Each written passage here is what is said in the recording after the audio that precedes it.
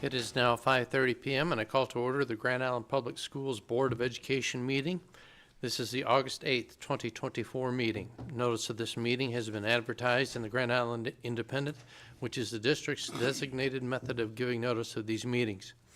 We want those in attendance to know that copies of the Open Meetings Act are available at the entrance to the boardroom. If anyone in attendance is interested in addressing our board, you are welcome to do so. We simply request that you complete the appropriate form and turn it in to us so that you may be recognized during the request to address the board part of our meeting. If you have not already completed the form, please see the staff person outside the entrance to this room. Public comment is welcome. We do ask that no signs be brought into the room. Mrs. Dibbert, would you please call the roll? Mr. McFarland. Present. Mr. Hawley. Here. Mr. Garcia Mendez. Mrs. Albers. Here.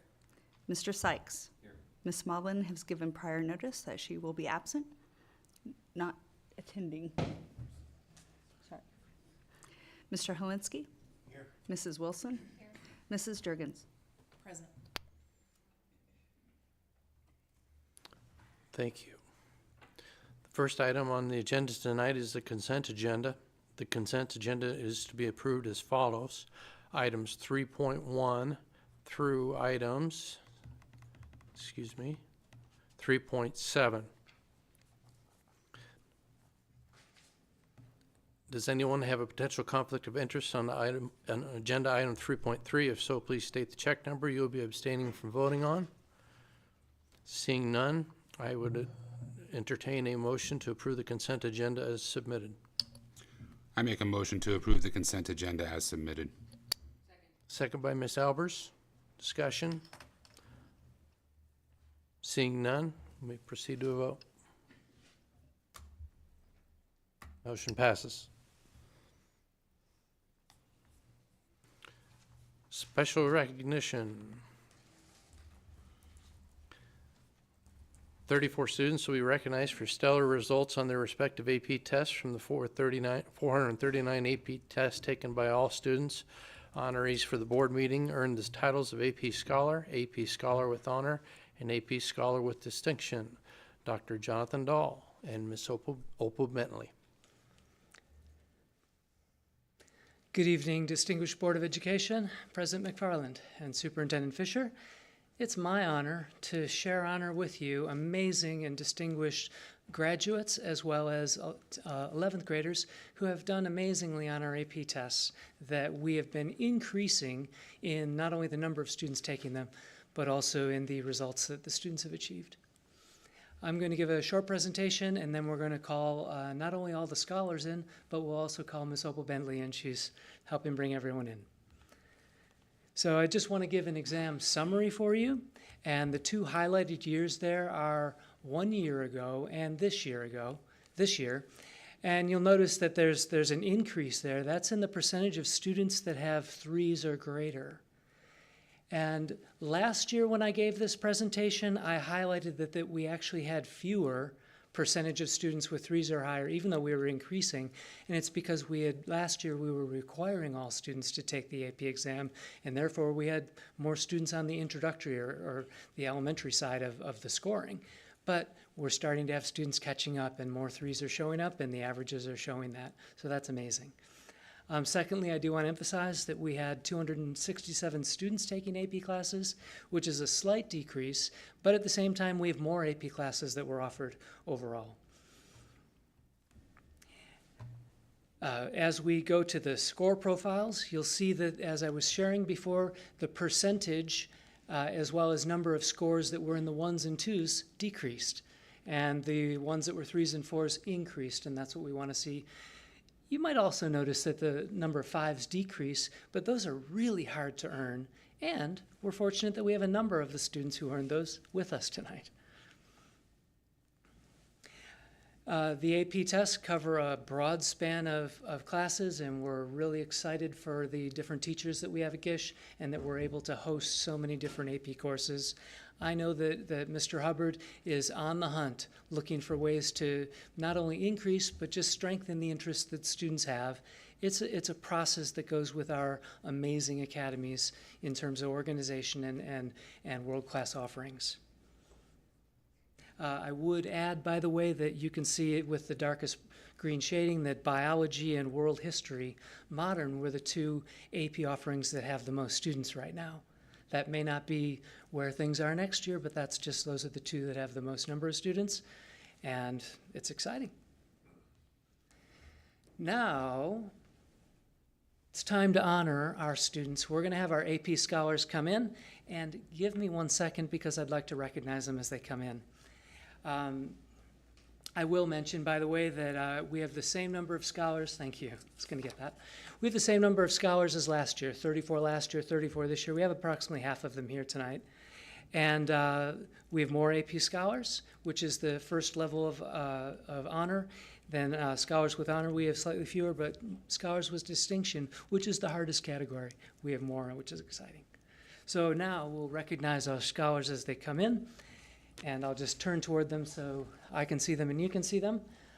So not here with us is Samuel Castellanos, but with us is Annalie Adams. Also, and if we could, hold your applause. Students, you can gather on the stage. Not with us is Jacob Albers, Chelsea Betancourt Sanchez, Samuel Brooks, but with us is Lauren Brown. And not with us is John Clark, but with us is Max Emfield, Trey Engberg, Ashlyn Favaza, Alex Hernandez Lopez, Noah Javorski are not with us, Marco Jimenez, but we do have Carson Jonak? Thanks. Sorry, I didn't ask before. My apologies. Also not with us is Reed Colley, but with us is Ms. Sidley Obermeyer, Emily Olmedo Hernandez. Not with us is Caitlin O'Neill and Aaron Perdinas. However, with us is Neri Raimundo. After that's Elizabeth Rush, and we have Annika Schlachter. Welcome. These are all our AP scholars. Since we're on this slide, I will mention that these students all achieved a score of 3 or higher on 3 or more AP exams, and we have some extra honors. Mr. Max Emfield also has the highest ACT district-wide in reading. That's an honor that's tied, by the way, with Noah Javorski, who's not here tonight. Number of students achieved the reading highest score, but that's great. We want more and more students to do that. Next, we have AP Scholars with honor. So Sophia Heminger is not here, but Thomas Legal, please come in. Welcome. Olivia Madison and Miss Annika Staub. And I just want to mention a couple things. Thomas and Olivia both have 1 or more 5s on AP exams. Those are amazing. Those are like perfect scores. And also Miss Annika Staub has an honor besides that. If those of you who were here last year recall, Miss Annika Staub was here last year as an AP scholar, so she's going 2 times around. And also she had scores of 5, so congrats. And I would add one final honor to Miss Olivia Madison, that she had, 3 5s on the, 3 5s was the number of 5s. I apologize, I didn't mention that. Thomas, you had a 32, which is highest in reading, and also Sophia is not here at highest in English. Lastly, our scholars with honor.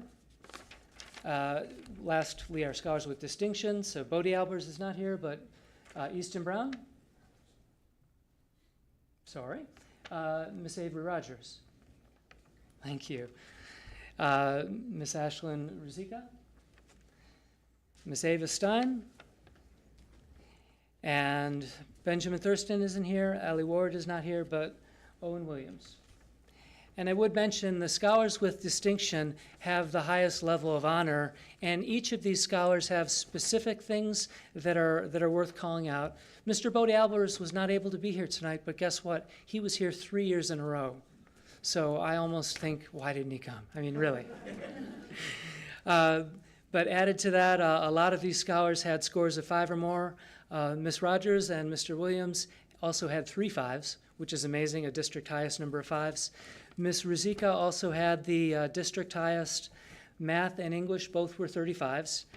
And just a huge congrats to all these AP scholars tonight. Thank you, folks.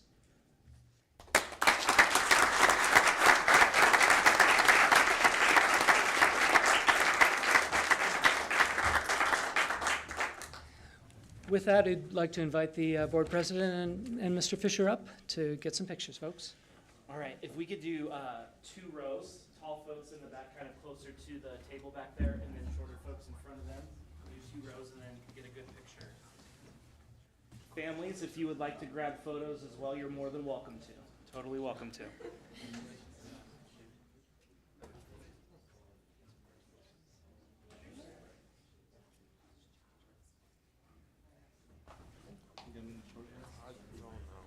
Everybody but Carson. All right, yeah. If we can get tall folks in the back and then shorter in the front. Here we go. Behind this guy, though. Who'd hold this? No, I think they got their certificates. They'll be all right. Perfect. All right, squeeze together just a little bit. All right, if you can get, yeah, there we go. Get a window. If you can see me, you're good.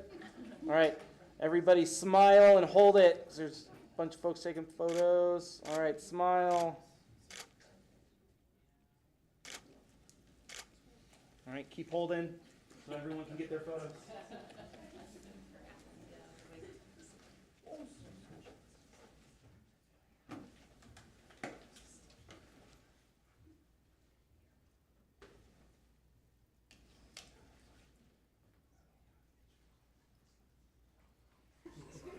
Keep holding, you're doing great. All right, keep going. We're almost there.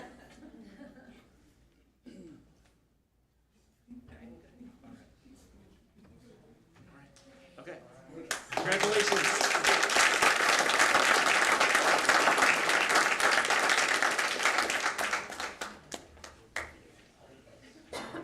You guys are always welcome to stay for the rest of the board meeting. I told them they should.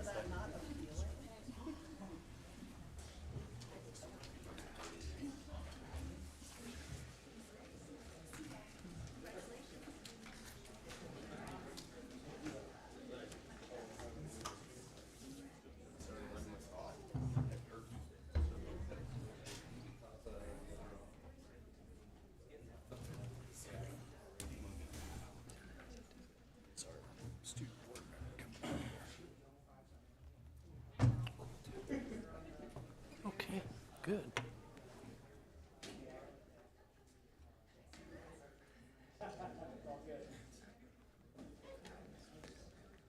And Grand Island Board of Education, I just wanted to say thank you.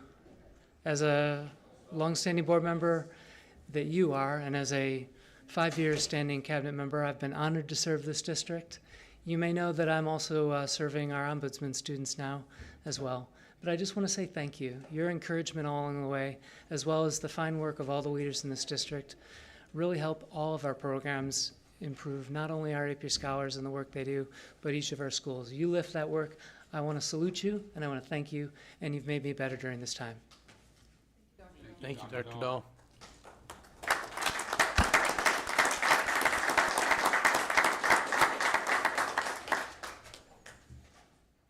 Okay, item number 5 on the agenda, request to address the board, which does not look like we have any. Thank you. Information items. Item 6.1, GIPS Foundation Report regarding the Welcome Back, awarding Teacher of the Year Awards, classroom grant applications, and most importantly, harvest. Ms. Carrie Hooker-Leap, Hi, the floor is yours. it's me. Thank you. Thank you so much. That's kind of a tough group to follow. I seem to always be behind all the talent. Thank you. I'm just going to give you kind of a summation of what we've done over the summer because we don't stop just because school's out. Welcome Back is Monday. That is an opportunity for us to give one of our most favorite programs, our Teacher of the Year Awards. Teacher of the Year Awards, if you're not aware, it is an opportunity for us to select 6 individuals to be honored. Now, we went out, we asked for nominations. We got over 1,600 nominations. That's 442 individuals. That's our staff, our teachers, and our administration. So then we gather our committee together, and they have to read through every single nomination and choose. Out of 442, only 6. 5 teachers and staff will be awarded with a certificate on Monday and also a $500 check. The administrator award will receive a $1,000 budget bonus. And so we get that done because we have a wonderful partnership with First National Bank of Omaha for 20 years this year. I can't tell you who's going to win. I know though. So, but we will have a press release after that. So next, we did our legacy grants this summer, and that was our Eugene Miller Professional Development Grant. That was given out. That's $1,000 given to one of our teachers. They fill out a grant for their continuing education. Now, Dr. Miller believed investing in students means that we have to invest in our teachers. So that was given to Tristan Gardner. Tristan is a family and consumer sciences teacher at Grand Island Senior High.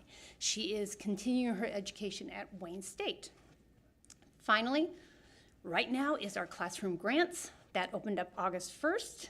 Classroom grants is providing our teachers an opportunity to fill out a grant for out-of-the-box thinking, some curriculum that's going to give their students a new experience.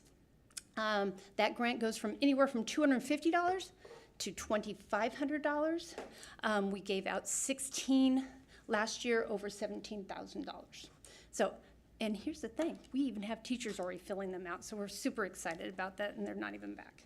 So, in saying that, we're going to turn it over to Mike Bachhoven. He is our fundraiser coordinator for Harvest. He's going to give you some details about Harvest. Mike. Hello. So I'm told that I have about 2 minutes to get you excited about Harvest. I'm nervous that 2 minutes is not going to be enough to cram everything that we need to talk about in there, so let me just give you the bullet notes real quick. First off, you can see on the screen, time, date, place. Harvest is Thursday, September 26th. Just so you want to know where my brain is at, that's about 49 days away. It is a fundraiser for the GIPS Foundation, so when Carrie is up here talking about all these wonderful things that we do, and you might wonder in the back of your head, where does that money come from? Part of it comes from this. We raise money at this event. We raise money for all the things that the foundation does. And so if you would like to be part of that mission, if you would like to come and support us, Harvest is a fantastic way to do that. So Thursday, September 26th, it's at Riverside Golf Club. It is a casual event. We want to make sure that that is out there. If you come in a suit and tie, we won't turn you away, but people might give you odd looks. So it is a fundraiser. It is mission driven. And the other thing that we like to talk about is it's a party.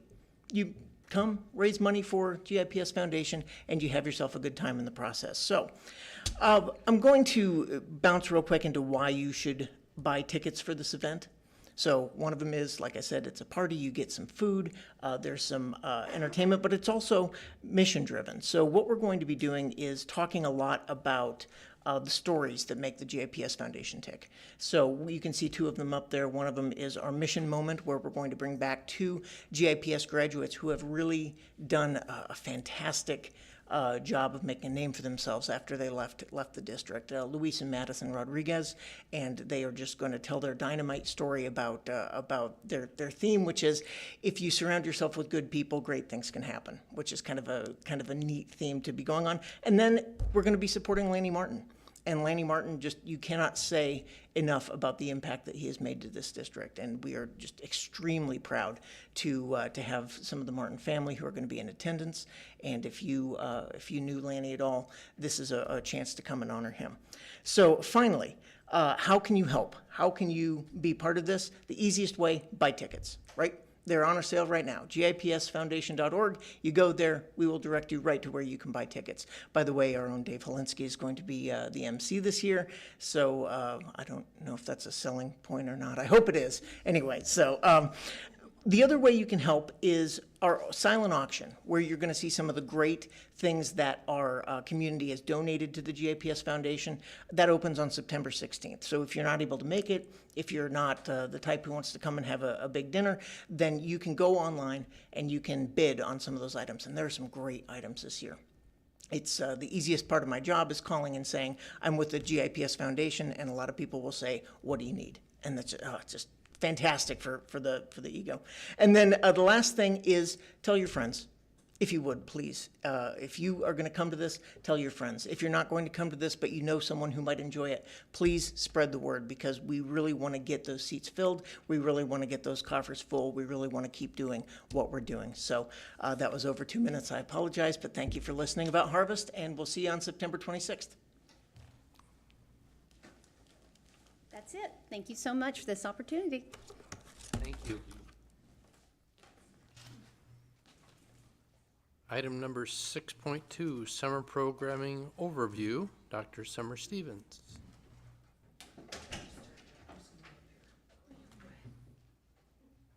I'll just get hooked up. I'd like to extend. Am I able to do that? Okay.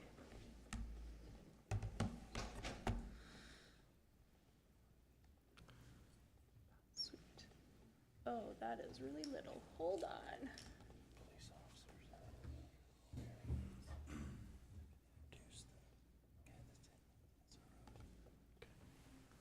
And, It's like, oh, okay. Thanks. I would have turned around and been very surprised.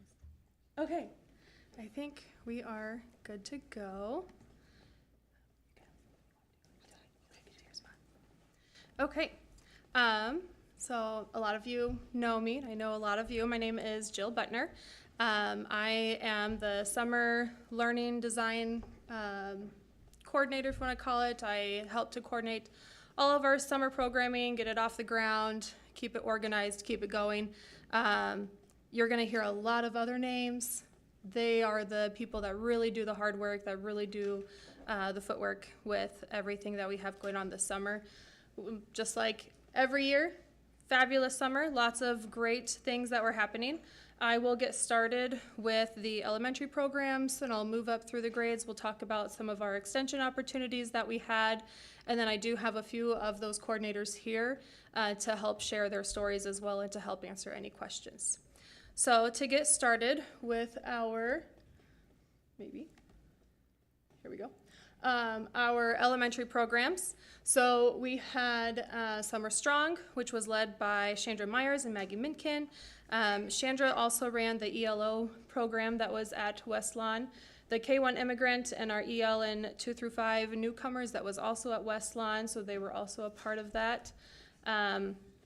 Our Dodge program was ran by Melissa Rice. Jessica Schroeder did the program at Howard, and then Leanne O'Brien did the one at Lincoln, which was spectacular summer.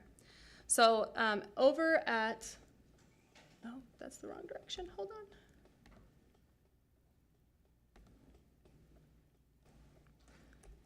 Okay.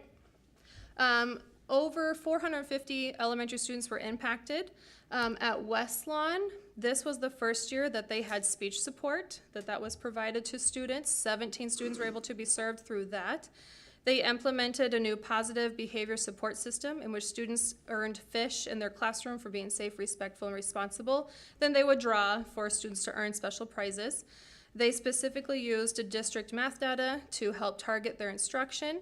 They identified the essential standards that needed to be retaught and reinforced. And then they received targeted interventions for 30 minutes a day in both math and reading. Their biggest concern this year was their attendance for summer school. They would like to continue to work on getting more students to commit to the 16 days and show up daily. There was the one section of migrant EL at that summer school, and there were 20 students there for that program. Their focus was on literacy, language, and remediation. From the previous year, they focused on letter sounds, tricky words, and opportunities to engage in language with peers. And then, like I said, Chandra ran the ELO program that happened at West Lawn. They had a variety of summer fun camps for students, Game Week, Science Week, Water Week, and Animal Week. Each week they had community partnerships that came to help support that. They had about 50 kids participate. Very hands-on activities in areas of STEAM, science, technology, engineering, art, and math. And then in addition to that, they had family engagement opportunities each week. Students were able to come that worked for them, so they didn't have to be there the entire time. They could come when it worked for them and their families. Some really awesome things to point out that they did during Water Week. They got to have a water fight with firefighters. Who Who wouldn't love that? That would be awesome. Animal Week, they learned about animals from 4 different habitats. Pete's Safari came out for that week. They had Edgerton Explore Center come out during Science Week. And then they also were able to have a pool night at Island Oasis and a family trip out at Pete's Safari as well to help build community. So that was really awesome. At Dodge, they had about 66 students, they had 66 registered and averaged about 50 students. Something that I wanted to start tracking this year was our students that were registered versus our students that actually showed up. And the analogy that I came up with was, our customers or our clients are our kids and our families. And right now, our kids that are registering, they're putting everything in their shopping cart. But we don't have everyone buying it. So how can we get people to, they have it in their cart, how can we get them to buy it? How can we get those kids that are registered to continue to show up? So I was kind of looking at that, and we're about the 70 to 80, mid-80s% for most of our programs. So that was just something that I was starting to look at this year. Going back to Dodge, this year they were able to have 2 EL classes. One was kindergarten, one was first grade. That was due to an influx of new students in the building towards the end of the year. Staff was very excited to have them, and they got to have intentional instruction in a small group setting. At Howard, they had 92 students. 88% of the ones that registered showed up. They played alphabet bingo to boost their letter naming fluency. They loved it. They used Uno cards for teaching different things in math. The Uno cards were used for multiplication, addition, subtraction practice. They love to do that. At Lincoln, 39 students participated, and they had the opportunity to learn about science through hands-on experiments. They also got to explore concepts such as electricity safety and static electricity. The students had a fantastic visit to the Children's Museum in Kearney. Before I move on to Power Camp, are there any questions about any of those? Ms. programs? Albers. So I was curious a little bit about the attendance, and I'm so glad that you're looking at that. Of the schools, did you correlate what schools were providing food, breakfast and/or lunch, or were all schools, and then how the attendance was at? I believe all of our elementary should have also been providing food. Okay. Yeah. And then the speech supports that were at West Lawn, and those was speech only offered at West Lawn? Yes. And was there a particular reason that West Lawn was chosen for that particular service? I'm not, do you know that reason? I would have to double check, but I believe West Lawn is the summer school that is our Title I summer school. So students from multiple schools come to West Lawn in the morning for summer school. Okay. So it's serving multiple schools. I wondered The about that. others are having, the other 3 schools house their own summer activities using some of their other funds. Okay. But that's the Title I summer school. Perfect. Thank you so much. Thank you. Okay. Mr. Hawley. Real quick, can you explain the acronym ELO? Extended learning opportunities. Perfect, thank you. Yes. All right, pulled it up on the webpage to show Mr. Holly. There's 2 of us who didn't know it, so. Sorry. Garcia Mendez. Sorry, Hank. I guess question, what's the difference between, because Lincoln's a Title I, so I just don't understand the distinction of like Title I kids going to West Lawn Yep. and then, So Lincoln and Howard, they used some of their building budget okay, to support theirs, and Dodge, I believe, did as well. okay. So then it just comes from like the other Title I schools? Okay, okay. For attendance, like whenever you do get like a child that doesn't attend, like for a certain amount of like period of time, does anyone from the school like reach out like, hey? All of the coordinators call home. Okay. Summer is not mandatory like it is No, the yeah, rest of the yeah, yeah. year, so you try a few times and, Yeah. I mean, you try I'm your just, hardest, yeah. yeah, I'm just curious to like why they might not come. So I don't know if you have like data or information on that. Like, is it because of the- transportation or just family members just can't go? And All of the above.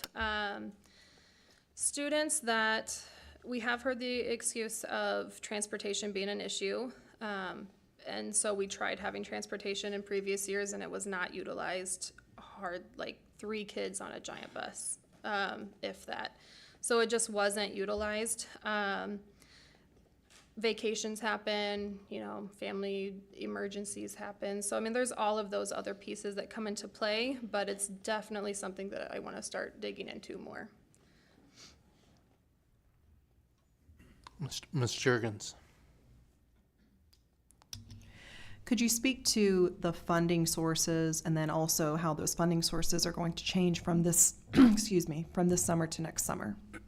So, and this is going to affect more than just our elementary programs. So I'm pulling up my giant spreadsheet here. We had a lot of our programs this year being funded by ESSER 3. That's going to involve a lot of our middle school programs. So Jumpstart, Summer Academy, those all came out of ESSER 3 and that's ending this year. Our Title I obviously came out of Title I. Power Camp came out of Title IV. Then we had our migrant and Title III funds for our 9 to 12 migrant summer and EL summer school 9-12.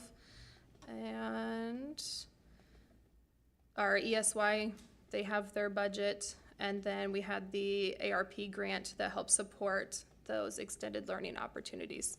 So mainly the big chunk that is going away is the ESSER 3 at the middle level.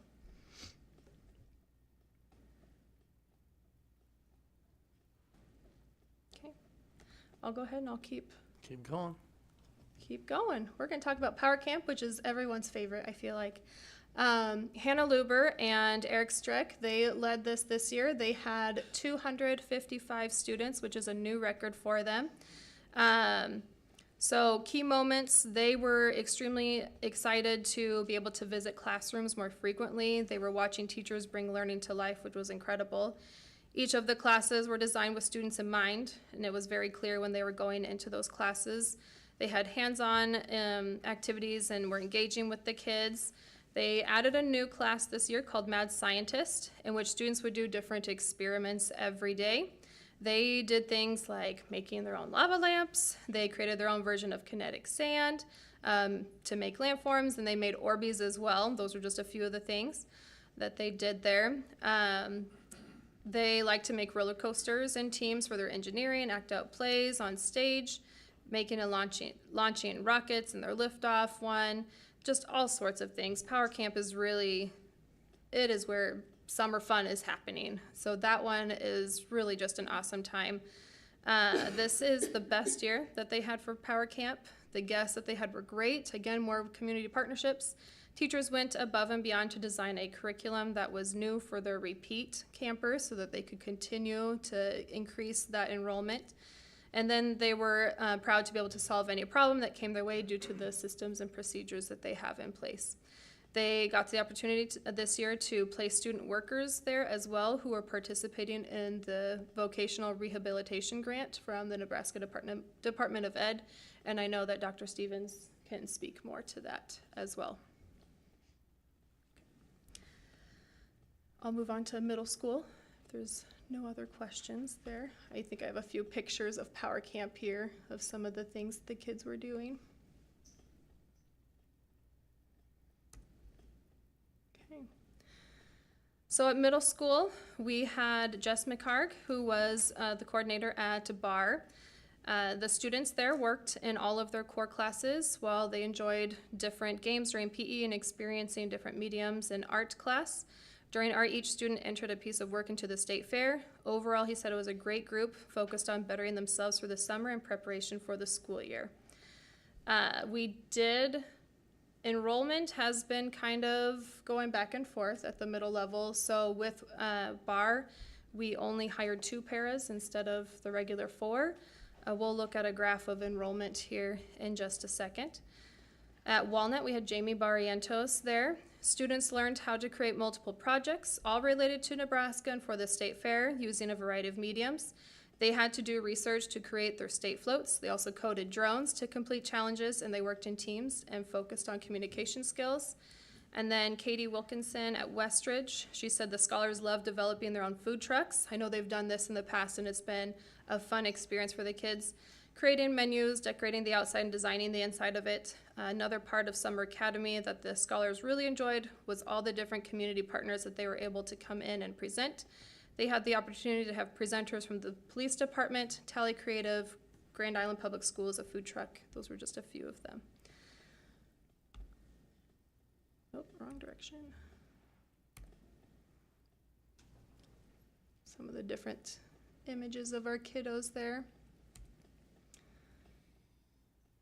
So this is the enrollment that I started tracking back in 2022. There's some wins and some things that we can work on. So at BAR, only 12 students were there on average. Walnut had 56 this year, and Westridge had 15.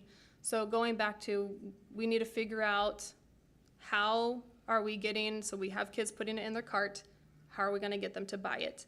And I did ask Jamie Barrientos to come tonight to just share some of the ideas that she does so that we can maybe work on implementing those across the district where we have some lower attendance to see if we can increase that. So. My name's Jamie Barrientos. This is my 24th year of teaching, 23 of those with GIPS and 22 at Walnut. So I've been here for a while. I bet 20 of those years I've taught summer school. So I've been doing this a long time as well, and it has evolved and changed and become different things at different times. One thing that we have noticed is that if we just do remedial summer school, we do math, language arts, kids aren't going to come.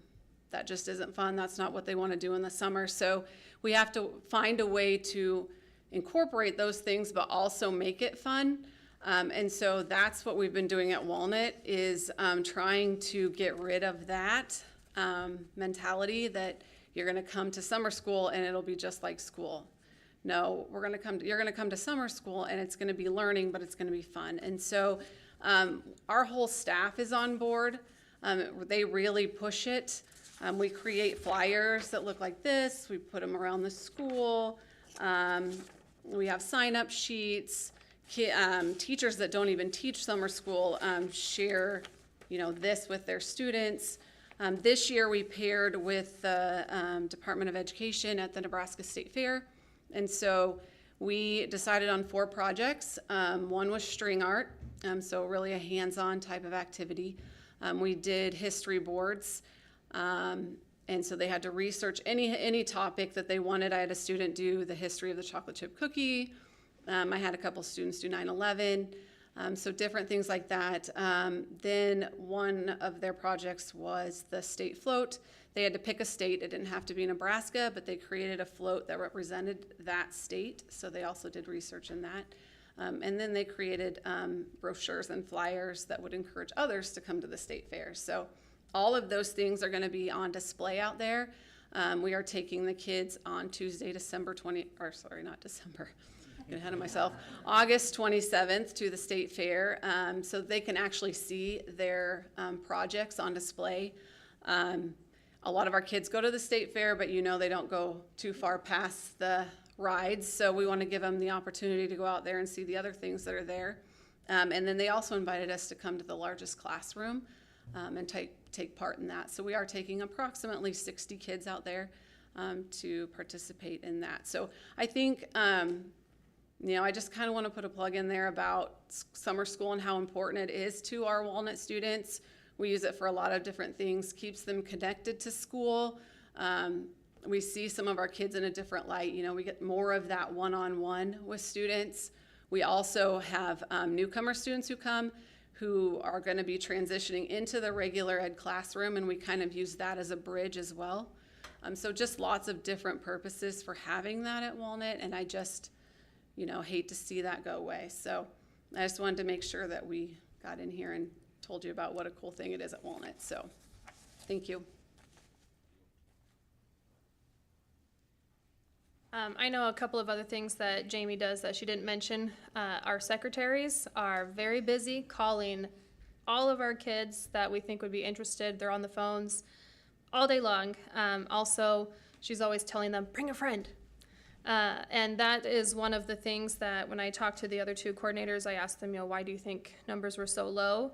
One of them was their friends weren't with them.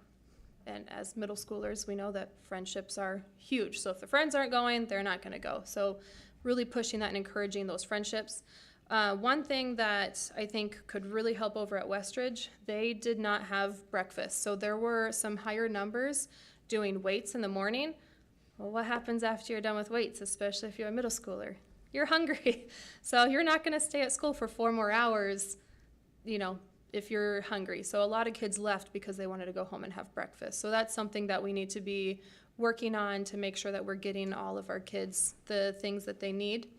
And then the other idea was there's no credit that's being earned. So going back to how can we make it fun and engaging, getting the projects out to the state fair, taking them out to the state fair so they can see it, so they can earn those ribbons and those prizes, things like that.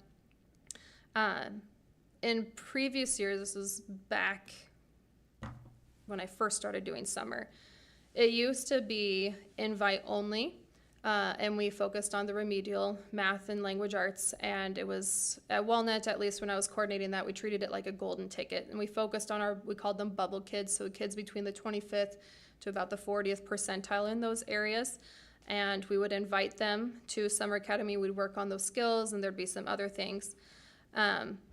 Going forward, we had so many kids interested in it that we had to limit it. So then we said, okay, 8th grade, you're moving on. If we were lucky, we would get 2 8th graders to come anyway. So we decided we would put our focus on 6th and 7th grade. Well, now that we have additional room and we're trying to increase our numbers, we are throwing the idea around, do we invite some 5th graders to come up, and how do we coordinate that? So there's some different ideas that we're looking at to really help our students be engaged at the middle level. That was a lot. Any questions on just Summer Academy? I think we'll move on to Jump Start, after this, for the high school. Okay. All right, we're gonna jump to the high school and then we'll go back to Jump Start. So at the high school, some awesome things were happening. We had 380 students that were registered, 437 classes completed. This is exhausting to think about. 2,185 total credits earned, and the most exciting thing was 32 summer graduates. So that is very exciting to have more students graduating.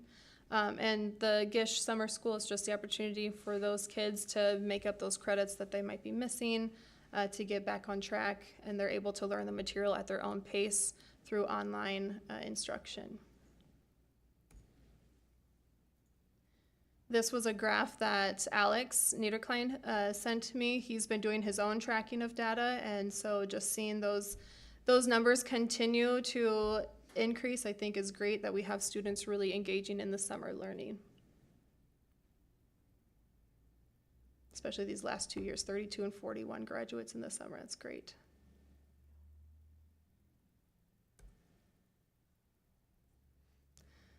I think. Is she here? Did you want to talk about it? We again offered Dr. Amanda Lee-West, Director of EL for the district.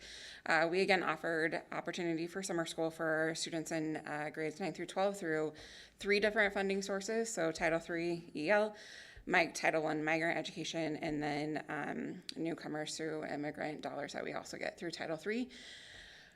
One of the exciting things is we were able to hold it again over at the Career Pathways Institute, CPI, which will be a good transition for our students who will be transitioning to CPI from Wyandotte last school year. So just got them familiar with the building and that opportunity. We had 83 total students attend. I think we had over 100 sign up, so I thought that was pretty good. A lot of things happened in the summer with our students that are migrant and immigrant qualified. We had 2 different tracks. So we had a newcomer track where we had about 50 students who attended newcomers, really focused on ELA and math. foundational skills, and then we had a track of students who were doing credit courses to get back on track to graduate from high school. We had 5 students who graduated, so that was super exciting for us in our department. Definitely increased participation, but you should know I was here a lot last year. We had increase in enrollment with our students K-12. One of the things that we did is we built on our community partnerships throughout the year. So this past year with our newcomers, we had organizations come during parent-teacher conferences to work for families. We also had we did the mock interviews. We did all these things, and so people were like, how can we help? We want to continue helping. So each week we had somebody come in with and talk to and work with our newcomer and EL students. And probably the most popular week was when we had the Grand Island Public Library come in. We had over 50 kids who signed up for library cards, and I talked to a few students that next day, and they said, we already went to the library, we checked out books, and they have a free, if you have a library card, then they can sign up for the online Mango language learning. So they had downloaded that, and we're starting to use that already. So just another good connection for our students and our families doing that. So again, we'll continue as long as we can to provide summer opportunities for our EL students. K-1, Maggie and Chandler called me because we only had one teacher that I budgeted for with immigrant dollars, and they said, we cannot pick. Like, you have more students than we have seats for. Can we have another teacher? I'm like, do you have the teacher?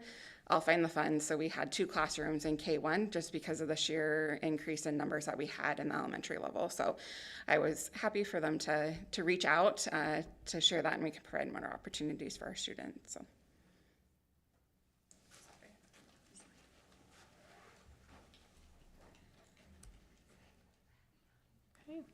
And then we had our ELO camps, which I know Matt's here, and he can discuss what he did there.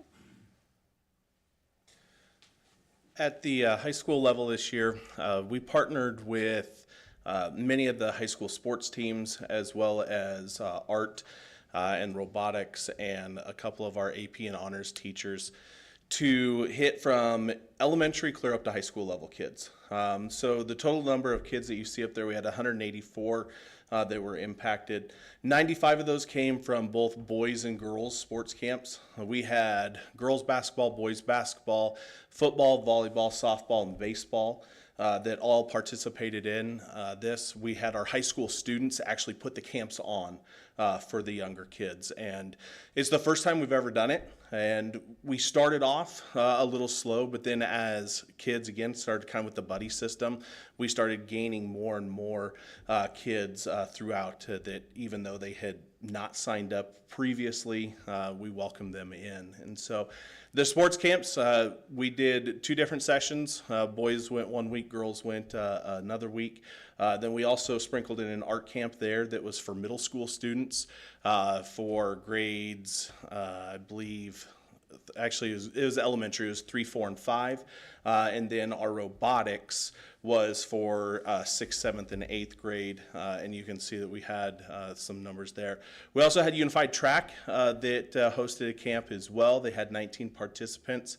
And then we also did at the high school level an AP honors and boot camp to kind of introduce kids to the rigors of what an AP class is probably going to entail, but they also did a lot of like self-care tips and tricks for those kids to take care of themselves with the stress of those, because as you guys saw today, many of those kids were taking 3, 4, and 5 of those classes, so they worked on not only how to help them inside the class, but also what to do outside of the class to kind of relax themselves, to bring that stress level down. So we learned a lot this year. We ran into some conflicts with vacation Bible schools and things like that. And in talking with Mr. Ladwig, we kind of have a plan to hopefully be able to continue this. But most of actually all of ours was run through the ESSER 3 ELO grant. So we're going to try and figure out a way to keep doing this and keep pressing forward.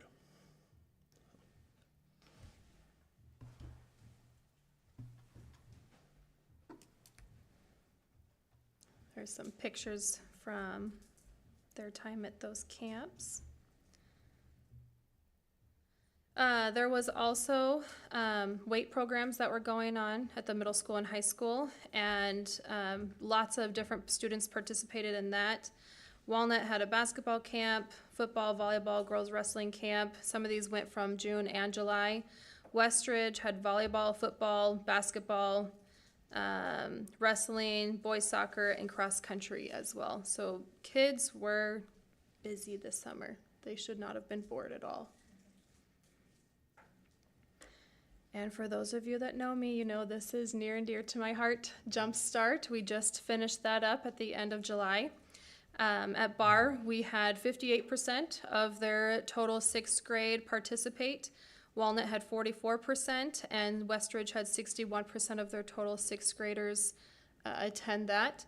Every year, we hear from students when they come those first few days of actual school, less anxiety, they're not nervous, they already have new friends, they got to meet their teachers, they know where they're going, they know how to open their locker, which is like the scariest thing to some of them. So Jumpstart's just so much fun for our incoming sixth graders. So I love that we get to still offer that for them.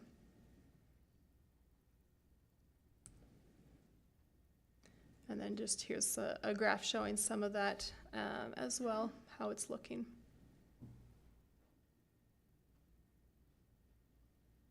And those programs were run by Shannon Ripp at Barr, Jamie Fennessy at Walnut, and Chad Ackerson and Kyle Navity at Westridge.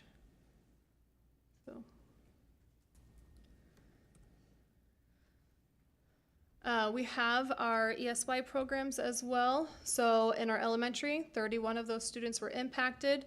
Both our elementary and secondary had the same theme, the Go Team Go, and then they continued to work on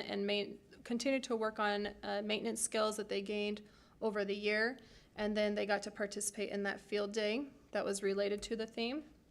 The secondary level, they had 11 students attend that one as well, again working towards maintaining those individual IEP goals.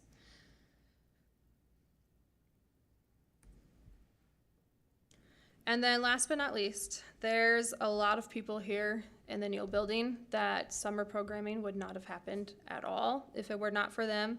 And I'm sure that I am missing some people, but Mackenzie Wetzel, Angie Nasser, Kat Love, Christine Kohler, Jessica Shear, Lynn Troxel, Mara Spilavoy, Virgil, Mitch, Kelly Mayhew. I mean, this is a team effort. So it involves everyone giving their full attention and their full impact, and that's what makes this work. So just want to thank all of those people that put in, I know, a lot of hours up here at the Neal building as well.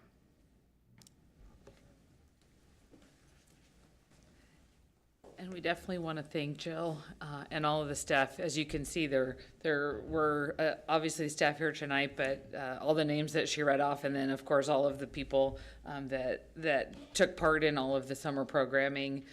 Just numbers of staff that do put in the time in the summer to be with the kids of GIPS. It's amazing, right? Of the things that are able to be done with the students here. So thank you, Jill, for all of your time, and just grateful also, you know, the pieces that we were able to, with the extended school year for our students. Over at Shoemaker this year was the first year, and you'll recall Oscar and Chris talking about we had summer feeding there for the first time, and had great response, and the extended school year was over there at Shoemaker.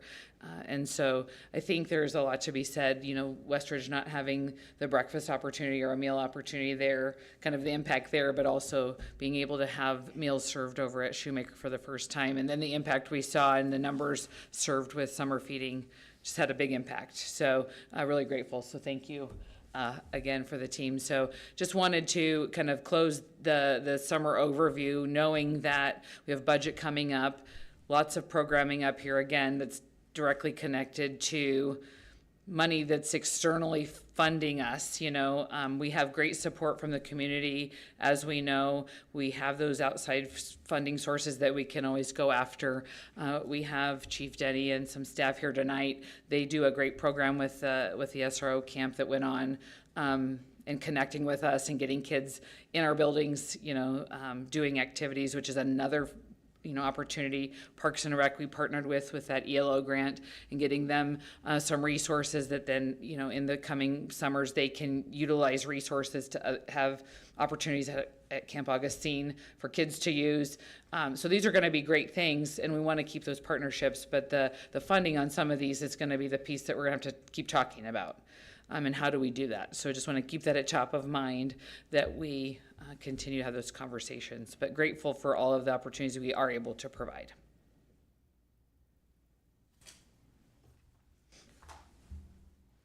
Mr. Hawley. 2 questions. So we're talking about funding. Do you have a number for what it takes to run summer school? Do you have a number? I know I'm kind of putting you on the spot. I have some numbers. Okay. So for Jumpstart, for everything, staff, benefits, supplies, the whole thing, it's $10,000 per building. And that one we are funding for next year, right? I believe. Okay. That one is already worked into the budget. I don't have, otherwise I really just have budgets for the coordinators. Let's see here. At Dodge, they have 30,000 coming from their building budget. Howard had 40,000 coming from their building budget. The middle schools, they have 2,000 for supplies, and then on top of that, you're paying for staff. The extra things that Walnut does, there was a former teacher, Bill and B, the Bill and B Southern Foundation or Trust Fund. We have that just specifically for Walnut. B was a former Walnut teacher that since retired and has passed. So the extra things like the field trips and things like that, those come from that, not from budget from GIPS. So Walnut's fortunate in that fact. So some of those extra things you hear about come from there. So some of those numbers. And one more question. You have a broad array of students who come through your program every summer, right? I mean, we can have students who are high performers who just want to stay educated all summer, and then we've had some of the lower performers. Do you track the data to see the impact on summer school each year on their grades and their progress? It's really difficult to track that because what we're doing in these programs is not the same as what's being tested in the school year. So if you focus on, you have 16 days, really by the time you have your opening day and your ending day, you're down to 14 days. So you are only going to focus on a few skills. The assessments like the Ames Web or the MAP test or NSCAS, it's over a variety of skills, so it's really difficult to do that. We've tried some things in the past. They haven't been great, but there's definitely, we get a lot more qualitative data than quantitative data. Working on still something that's been in talks on how we can see that, but what we can see qualitative is the connection that kids are making to the school. The kids that are attending these programs have a greater connection to their school. They feel more welcome. They feel like it's their home. And so those kids become more of your leaders in the buildings. That's something that we can see. Okay. Well, thanks to all of you. Great presentation. Ms. Albers. So you did kind of answer this, but Jumpstart is funded through the general fund, and that's already been. L for L, okay. So, and that's already planned, because I remember when that started years ago, and it's just been such a powerhouse for kids going into middle school to really help their confidence, and I really love that. And I just want to give you an attaboy, Jill. You make this look easy, and I know it's not easy. And the first time that you presented, I was like, who is this woman, and how does she do all of this? And so it's just very impressive, and just thank you for what you do. Ms. Jurgens. Also incredible because she has 2 tiny humans at home that she's also taking care of. So I was just curious if you feel like maybe the numbers in attendance would be better if parents were more informed, involved, engaged, anything around that, which I know is always a challenge, and I know you're doing everything you can to connect with them and inform them, but do you feel like there's maybe room for more opportunity there? there's always room for that to increase. With Jumpstart, I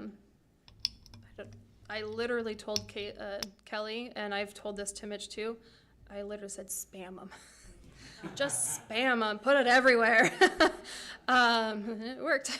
So, but yeah, just that constant communication. Jumpstart's such an exciting thing. With the summer academy, like what Jamie was saying, changing it, it's no longer summer school that, you know, you're being punished for. It's something that's super fun. I know at Westridge, that's not the first time they've done the food truck thing. They've done that a couple of times, and it is such a cool project. I mean, focusing on entrepreneurial skills, but we just have to get the kids there. This year, you know, it was a little busy at the time that we were getting summer things started, so I was a little bit more hands-off than I normally am. So that's something that this next year I can be fully hands-on again and really help to push that through and try to get those numbers. Something that both Jumpstart and the middle level coordinators over the years have been asking for year after year after year, and it's always so difficult because we get to the end of the year and there's shortages on subs and just everything's happening. They've constantly every year been asking to have time to meet together.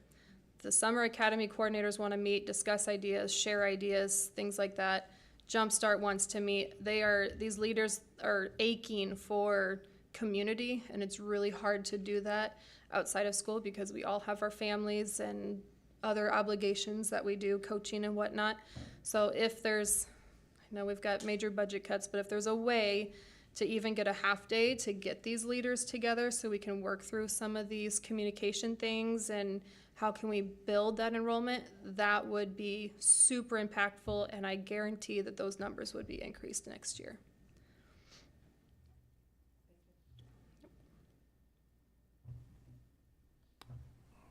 All right, well, thank you very much for your presentation.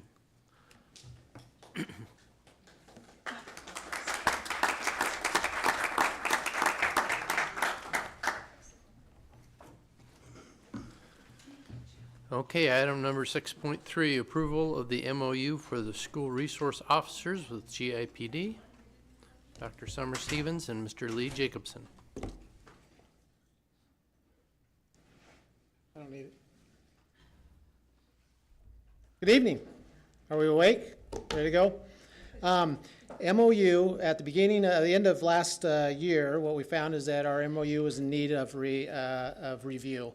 Happens every 4 years, and that was the year that fell into it. So over the summer, GIPS and GIPD got together on regular basis.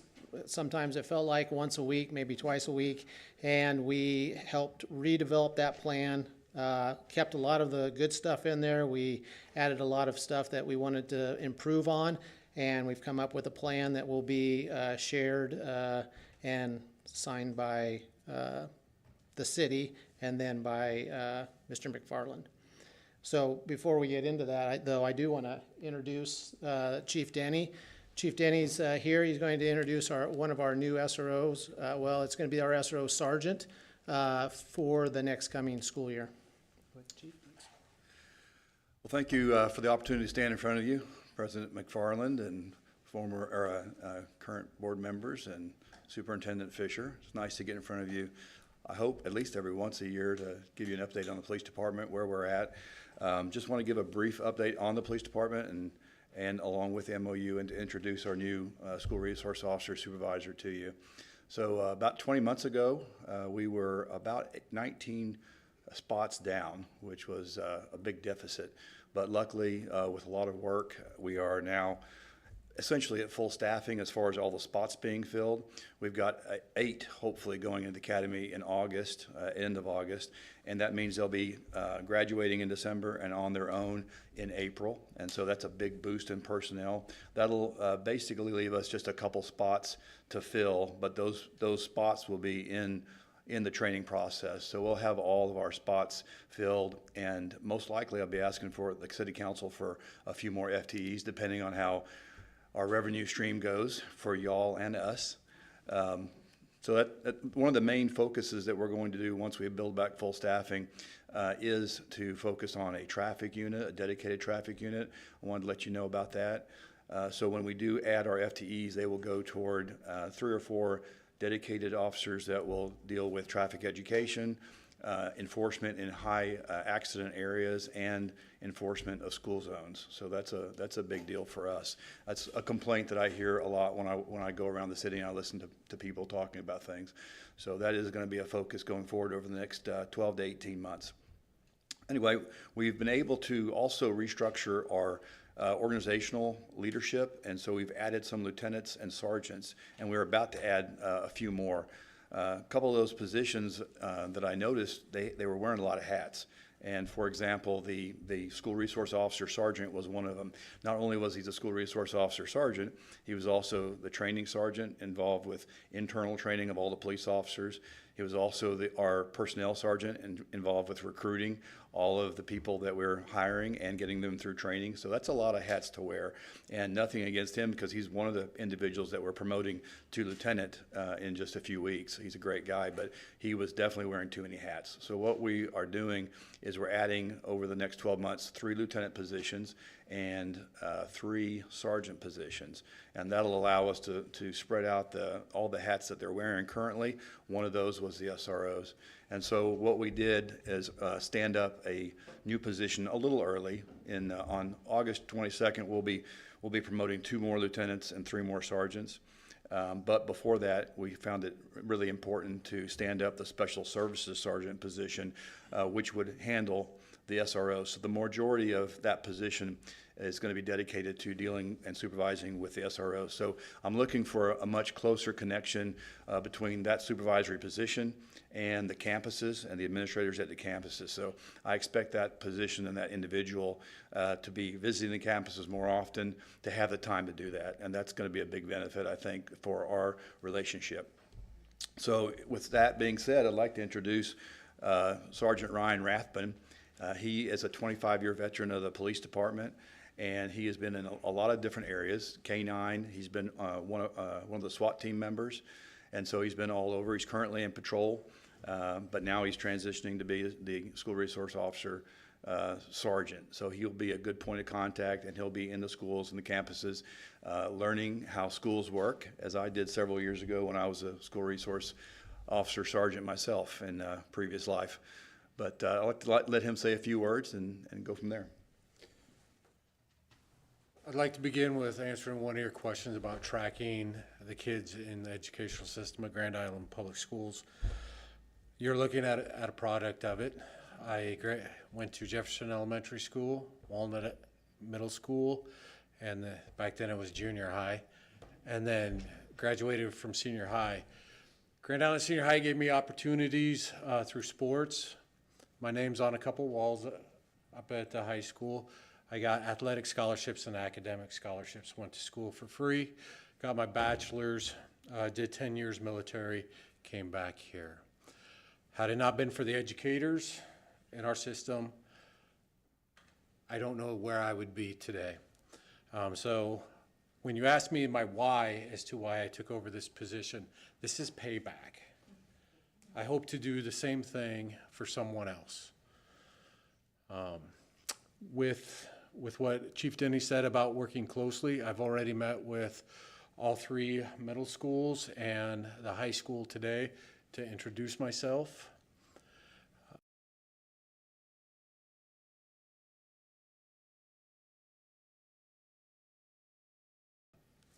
And some of the programs that I plan on bringing up. I will be available to any of you if there's any concerns that you have or any questions that you want answered on how we're going to progress in the future. Good? All right. Thank you. Oh, sure.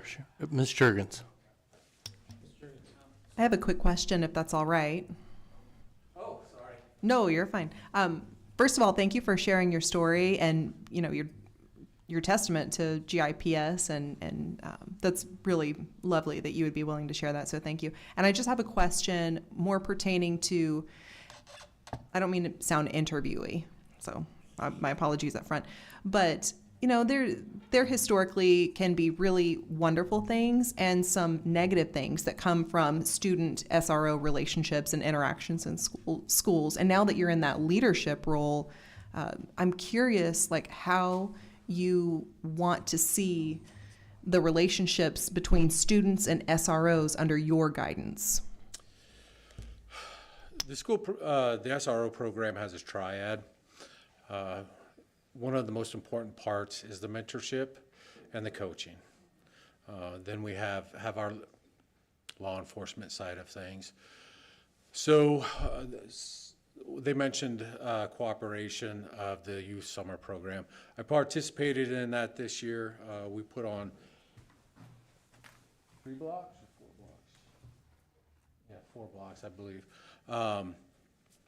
And one of those being at Walnut. That, just so you know, that was my favorite, not the one at Bar. And those kids loved it.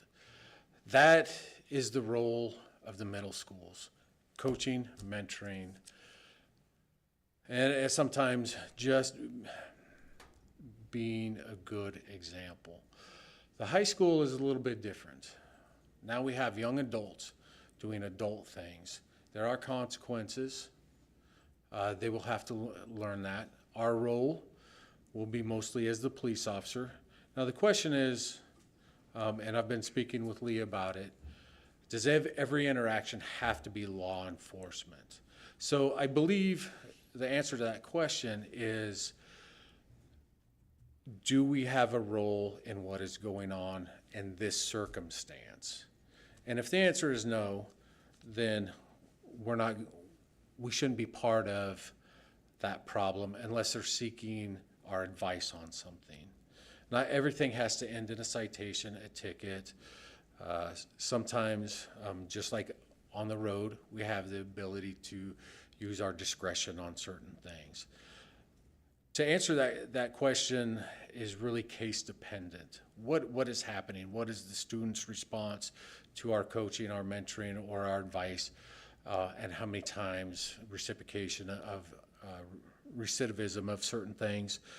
So it's a very complicated situation, and that's why I made it a point to go talk with every one of the administrators. I want to know what their idea of our SROs, what they want to see us do. What have we been doing well? What haven't we been doing well?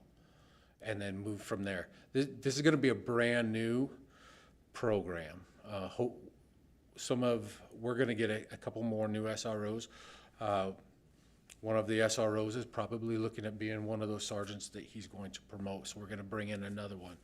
We're taking a current one from the middle school up to the high school, and there's a lot to be learned there, and we can create any image that we want. Thank you. You're welcome. All right, anything else? Mr. Garcia Mendez. This is more of a question for the district. So, do you have that MOU? I just don't see the MOU in our agenda. And neither did I. So I'm not sure what I'm approving. The MOU was sent to the city. My understanding that we would have the sign for this meeting, but it's going to be Tuesday when the city meets, and they will sign it. They've always, in the past, we've always had the city go ahead and check their part of it first and sign it, and then it's introduced here. We do have a copy of it. Is it this document that I'm looking at? It's. I can't see the document. It says August 1st, 2024. There's some edits in red. Is that from us? Some of it, the red part is what had been changed from the previous one. So we put that in red so that you could review the changes that were made. Okay, and we're approving this then again, or just this one It has time? not been approved by this board yet. I don't believe it's on our agenda It's for on- this evening. It should be next month, isn't it? correct? It's an Yes, go action ahead. item. Is it an action item? Yeah. It's an action item. We were having several city council work sessions for the budget and everything, and so we did put it on next Tuesday's agenda for council approval and the mayor to sign. Okay. I guess I'm confused about, because we don't have an MOU to look at, and we can't really approve something that we haven't looked at. Yeah, for today. So here's what happens is when you have two agencies that take care of a city the size of Grand Island, that are probably the two largest agencies, getting them to find the right time to get everything approved. Our expectations were that we would probably have it because of what was going, but then the city had a bunch of budget situations, and now they're going to look at it on Tuesday on theirs. I think this schedule was set up for that idea that you would look it over and have that approval. I don't have the approval one to give to you, so that would be, I guess, on me. Is there anything, Lee, does it need to be approved? Does it need to be approved tonight, or is it something that could wait until next month? It can wait till next month. Okay. Yeah. We can still operate under the old one until, but we want you to have the ability to look and see what the changes are. So we've added those to them. Okay, thank you. I'm gonna stay here. You stay here? All right. District Emergency Operations, item 6.4. Director Petch has given me 2 minutes, so I wrote up a script so I can be done within the 2 minutes, so you can get out of here. Emergency operation plan. This is just a summary for the school board, so you understand the reasons why we're here is because the EOP has already been approved by the board. It was approved several years ago. We have made some improvements to it. We've updated in 2 components that we're going to discuss today. Those are that we've updated. The first is the emergency section for students with disabilities, students and staff with disabilities, and the other one is the missing student action plan that's been updated. Both of these emphasize the support of students with disabilities, students with autism, and other special needs. So what we want to do is we want to recognize those unique challenges faced by students and staff with disabilities during emergencies and emergency situations. So we've had a section added just for those people for that plan. So that we have specific procedures to ensure that their safety and well-being is handled correctly. The plan outlines actions, responsibilities, incorporates input from experts in special education and emergency response. Grand Island Police Department was a big part of that. Additionally, on our missing student action plan, we've expanded on that to address the needs of students with autism. The plan before usually just came up and said, you know, we need to search our building and stuff like that. But our situation with a student with autism is we probably need to get 911 involved right away so that we have the majority of the city looking for a person that may have eloped without knowing that they are eloping. They may just think they're going home, especially if they have autism or other special needs. The updated EOP, it's gone through a review already through the Community Rule 10 Safety Committee. They're made up of several agencies, including our own Safety Review Board. That includes, the other agencies includes the Fire Department, the Police Department, Hall County Sheriff's Office, Central District Health Department, Nebraska State Patrol, Red Cross, Salvation Army, and again, our Safety Committee. So their input and feedback was invaluable to what we want to do with this. The reason why I'm bringing it to the board is because we are looking at items that are now becoming federally mandated as emergency responses because of situations that's happened in other emergencies in states, local, even national emergencies that have taken place, hurricanes, things like that. We're bringing it to the board that this is an update that may have implications that could be, you know, based on something that the federal government is saying that needs to be implemented. So we want that approval. We want that review by our board to look at it and say, yes, this is something that we need in this, and that we'll approve it and have it on there. Everybody that I've talked to, all of the trainings, all of the input that we've got, even from the federal and the FEMA groups, all say you need to take it to your board. They need to have a look at that. May not have to be approval, but they need to review it to make sure that you're on track with what their standards of that is.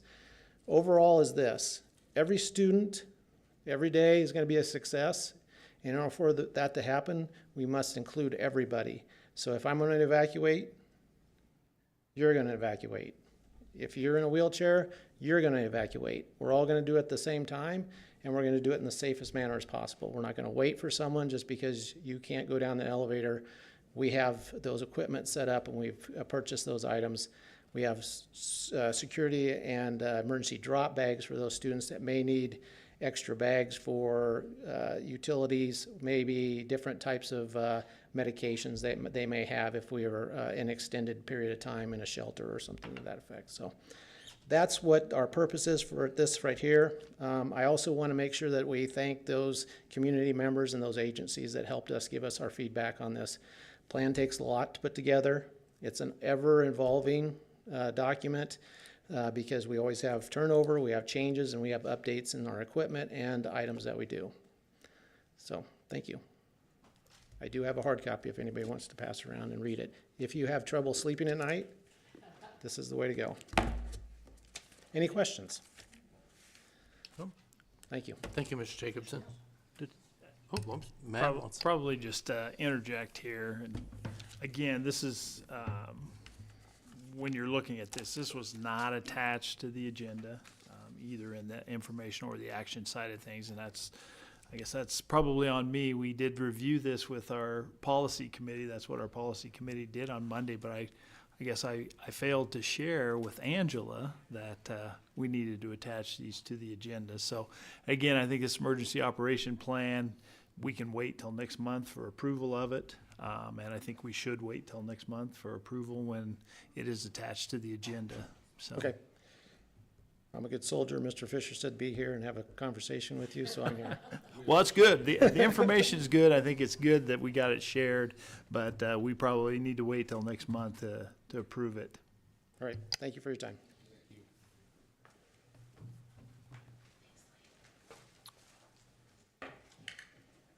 Item 6.5, GIPS fiscal year 23-24 audit and auditors. Mr. Virgil Harden.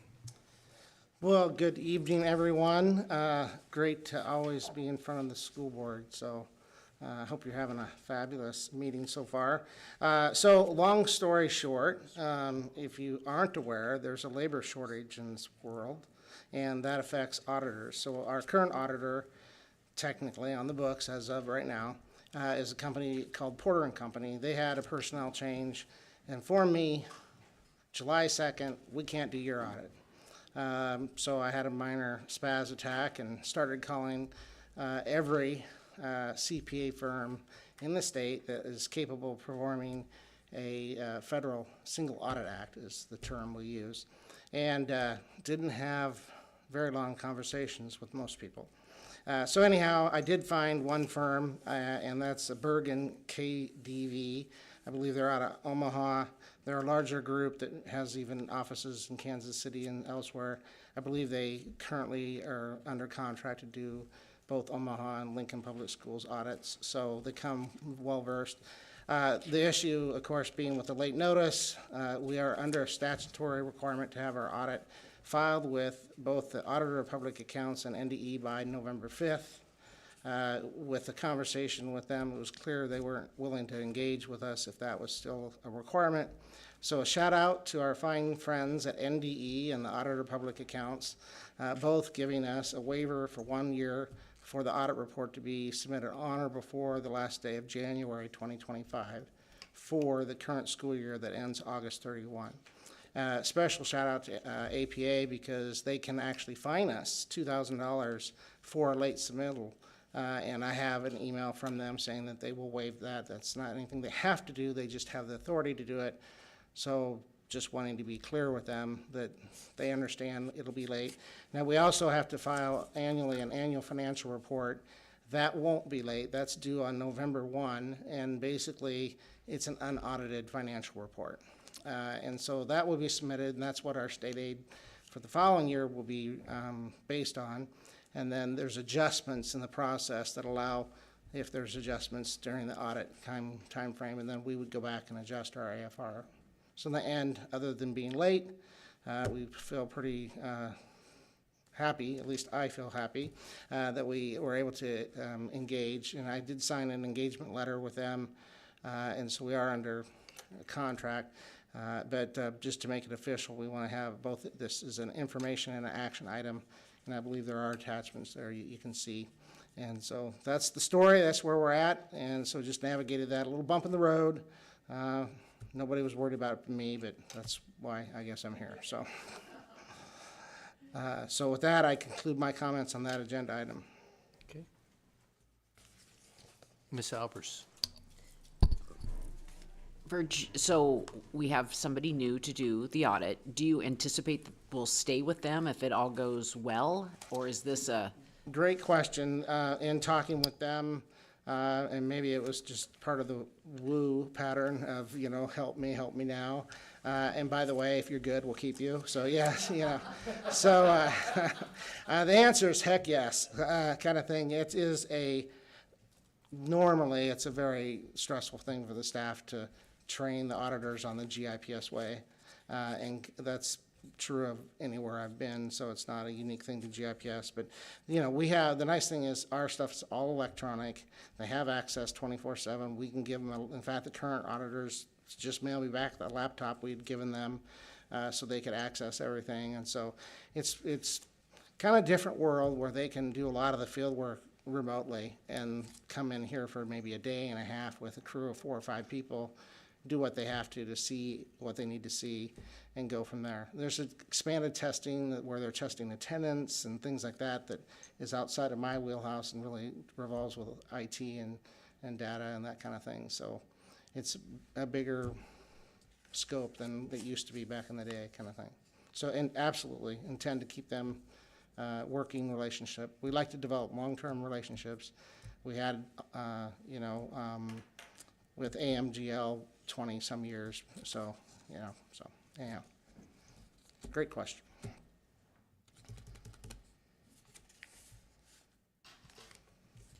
Seeing none other, thank you for that. And then next item is 6.6, Nebraska stats. Mr. Virgil Hardin. All right, well, here we are 1 year later. And so this is year 2 that we could do and operate under a property tax authority limitation. And so we again can approve up to 5% increase in the property tax authority. And so there's a nice big legal spreadsheet in color from our friends at NDE that outline exactly the details of what we're talking about here. So I won't bore you with all the details, but if you have questions, I'd be happy to answer them. But at the end of the day, this is a statutorily allowed procedure if 75% of the board members vote to increase our property tax request authority.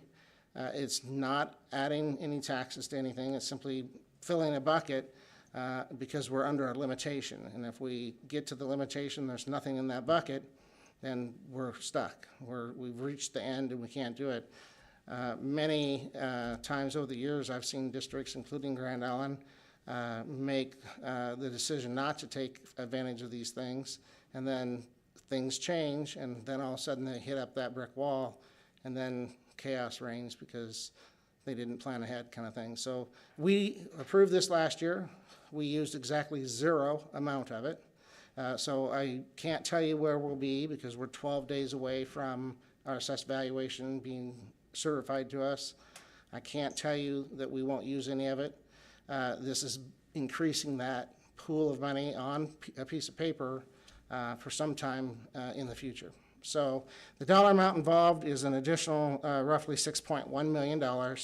And so that's a 5% increase over and above what we're allowed statutorily. I'm supposed to bring my glasses so I could read my little print, but I guess I left them at the desk. So anyhow, that's the summary that I have for you.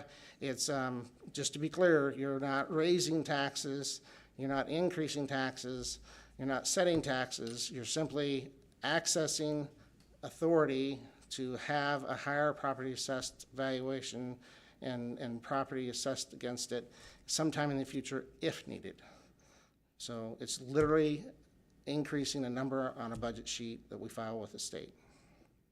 At this point in time is what you're doing.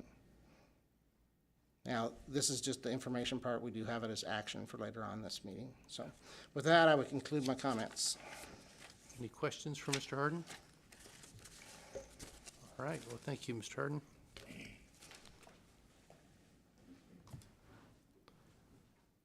Item number 6.7, resignation of board member Katie Malden. Rationale, board member Catherine Malden, Ward C, wrote us a letter. Dear board members, I, Catherine Malden, regret to inform you that I will be resigning as a board member for Ward C of the Grand Island School Board effective immediately. It has been, It has been an honor to work alongside each and every board member. The reason behind my resignation is that I have accepted a job opportunity in another city and I'm going to relocate there. The position I've held on the board for the past couple of years has taught me more than I could have hoped. I am immensely grateful to the families, friends, and loyal supporters who helped me get elected, and thank you to everyone in our community for allowing me to serve as their representative. Thank you for the opportunity and best wishes to you and the other members going forward. Sincerely yours, Catherine Malden.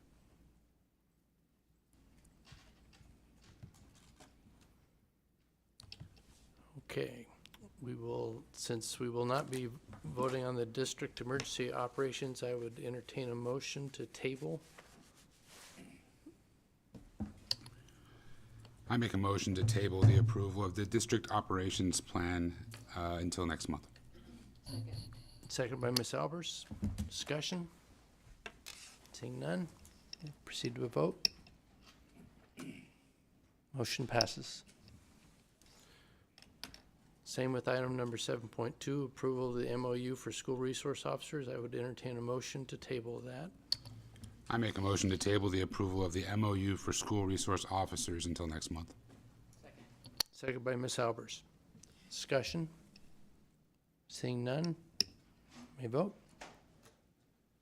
Motion passes.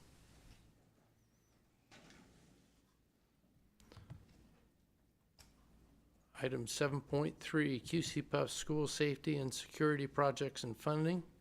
Mr. Paul Grieger and Mr. Dan Petch. Good evening. If you have any questions, we're sure ready to answer those. If not,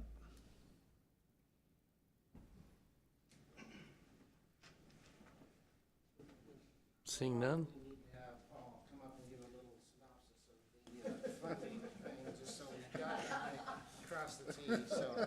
I didn't know you had. Would, yes, that's, so. We should have recorded it since Vern wasn't here last week. Yeah. Paul Grieger. Good evening, Paul Grieger with D.A. Davidson. Thanks for having me out.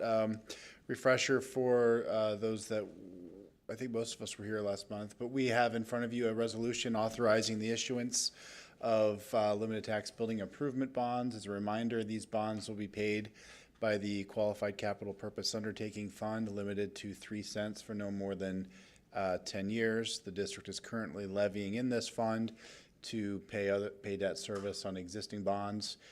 So this will be in addition to those outstanding bonds to fund approximately up no more than $9 or so million worth of identified projects.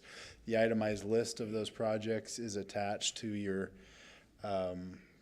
files here this evening, and a copy of the resolution authorizing the issuance of those bonds is also attached. If anybody, I'll pause for a second in case anybody has specific questions to either of those attachments. Quick touch on timing then. Should you approve this resolution tonight and formally authorize the financing, we'll continue our work with the finance department, and we will go on to complete the rating review process with Standard & Poor's, and planned for a sale of bonds early September for closing in the month of September. The idea was to schedule that and get it into the next fiscal year, and that aligns with our schedule. So any other questions or questions at all on that? seeing none, I would entertain a motion to approve the QC Puff School Safety and Security Projects. I make a motion to approve the QC Puff School Safety and Security Projects funding and resolution as presented. Second by Ms. Albers. Discussion. Seeing none, we will proceed to a vote. Motion passes. Thank you, Mr. Grieger. Thank you. Okay. Item 7.4, Bond Fund Tender Offer. Mr. Paul Grieger. Thank you. Again, as a follow-up to last month's meeting, we talked through the concept of a tender offer refunding. You have in front of you a resolution that would authorize refunding of of certain outstanding general obligation bonds issued by the school district. The bonds that are being targeted for the potential tender refunding were taxable refunding bonds to advance refund bonds sold prior. So what we've seen as a reminder, the bonds were sold as very low taxable interest rates. As the rapid increase in the market, interest rate market occurred, the value of those bonds decreased. So we've seen interest in the market for institutional bondholders to sell some of those bonds back to the issuers, in this case the school district, and then the school district would fund the tender offer by issuing tax-exempt refunding bonds. So it's another layer of work and another step that the district goes through, but in the final analysis, it's nothing more than simply issuing a new set of bonds to refinance the old bonds. We just don't know which of those bonds are going to be accepted by the marketplace. So we've got a little bit of work to do there. The timing on that is pushed out a little bit. We're expecting to close no earlier than December 16th. So we've got a little more work to do there. We're going to focus on the previous financing, and then we'll work through this. As we approach the holidays, we'll make a determination with the school district to see if this concept still works. As of now, the math kind of does pencil out. But should something change between now and then, we'll either decide not to launch the tender, or we'll put it on the shelf and delay into 2025. So all this action tonight does is allow us to have the authority and proceed on the work so we can take advantage should it make sense.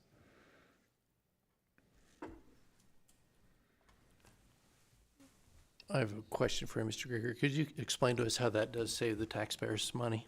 Great question. So the bonds, usually what we do is when we refund existing obligations, we're going from a high interest rate to a low interest rate, and that makes sense to all of us, right? We're going to refinance a mortgage that's out at 5% with a mortgage that's at 3%. In this case, we're going the opposite way.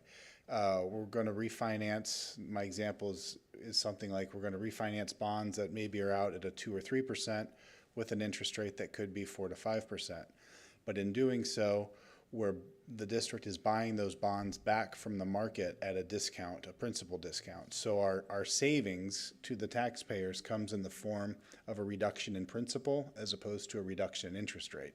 The overall payment schedule will be less than currently is outstanding. So it's kind of like if you had a $200,000 mortgage out at a 3 and somebody says, well, would you like to have a $100,000 mortgage out at a 5? You'd probably run the numbers quickly and determine if that was a good idea. So that's the concept, and that's what we're proposing to do. We started looking at these opportunities in December of 2022 just because the markets had created this opportunity before, and we'd never been able to do it before. So we spent about 6 months studying how to do that, and we're comfortable with the program, and we've had good success so far with this model in other places. Any other questions? All right. Go ahead, Matt. So just as a reminder, the reality is we're not probably going to refund all the bonds. There'll be a limited number, right, Paul? And you're thinking maybe in the 15-20% of those bonds being refunded?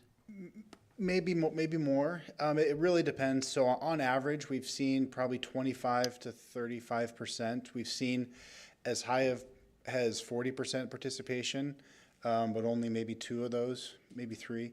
Most of them have been in the low 20s, 25. We had one school district early on that we only got about 11% participation. And we ran the numbers, and it still made sense to go forward with the financing. So it's really hard to predict, especially as interest rates decline a little bit.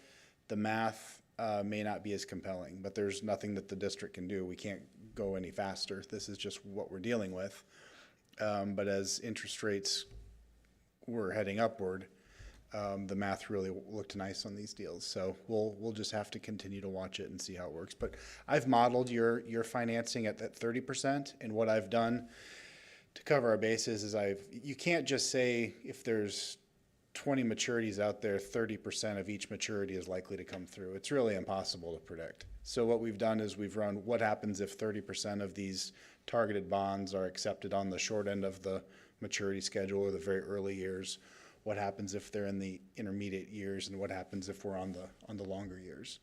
And we've tried to model the math that way a little bit to understand what this could look like. And so far things look pretty positive. So we'll just continue to run the analysis and see how things go. Any other questions for Mr. Grieger? All right, at this time, I would entertain a motion to approve the bond fund tender offer. I make a motion to approve the bond fund tender offer refinancing resolution as presented. Second by Ms. Albers. Discussion.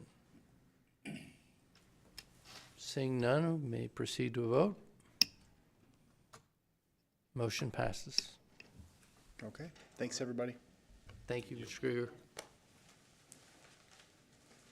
Welcome to stay for the rest of the meeting. Paul's been around the block long enough, he knows better.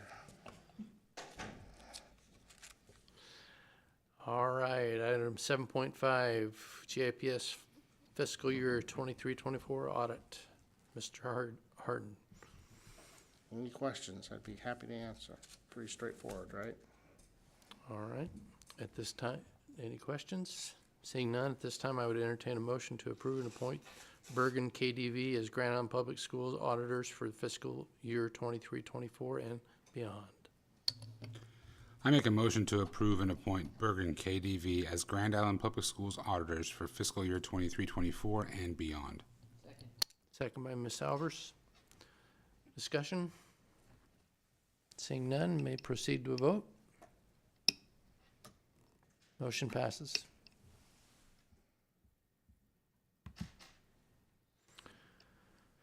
Item 7.6, Nebraska Statute 793405, Property Tax Authority Resolution. Do we have any questions for Mr. Harden? Not, I would entertain a motion to approve the Property Tax Authorization Resolution. I make a motion to approve the property tax authorization resolution as presented. Second by Ms. Albers. Discussion? Seeing none, may proceed to a vote. Motion passes.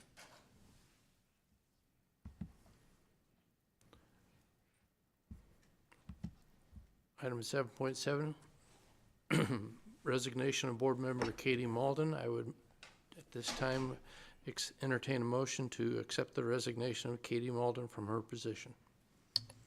I make a motion to accept the resignation of Katie Malden from her position on the Grand Island Public Schools Board of Education. Second by Ms. Albers. Discussion? Seeing none, may proceed to a vote. Motion passes. All right, now, if I can interject here, that resignation has been accepted, we do need to give a little bit of thought to where we proceed with the replacement process. And since it's a 45-day time limit, we have to move fairly quickly on that. So while we're all here, I thought we probably better spend some time on that.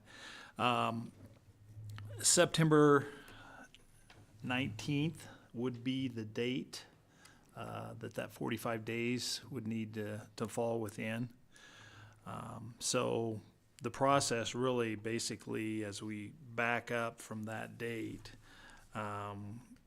somewhere prior to the 19th of September, we would need to conduct interviews with potential candidates and make a selection.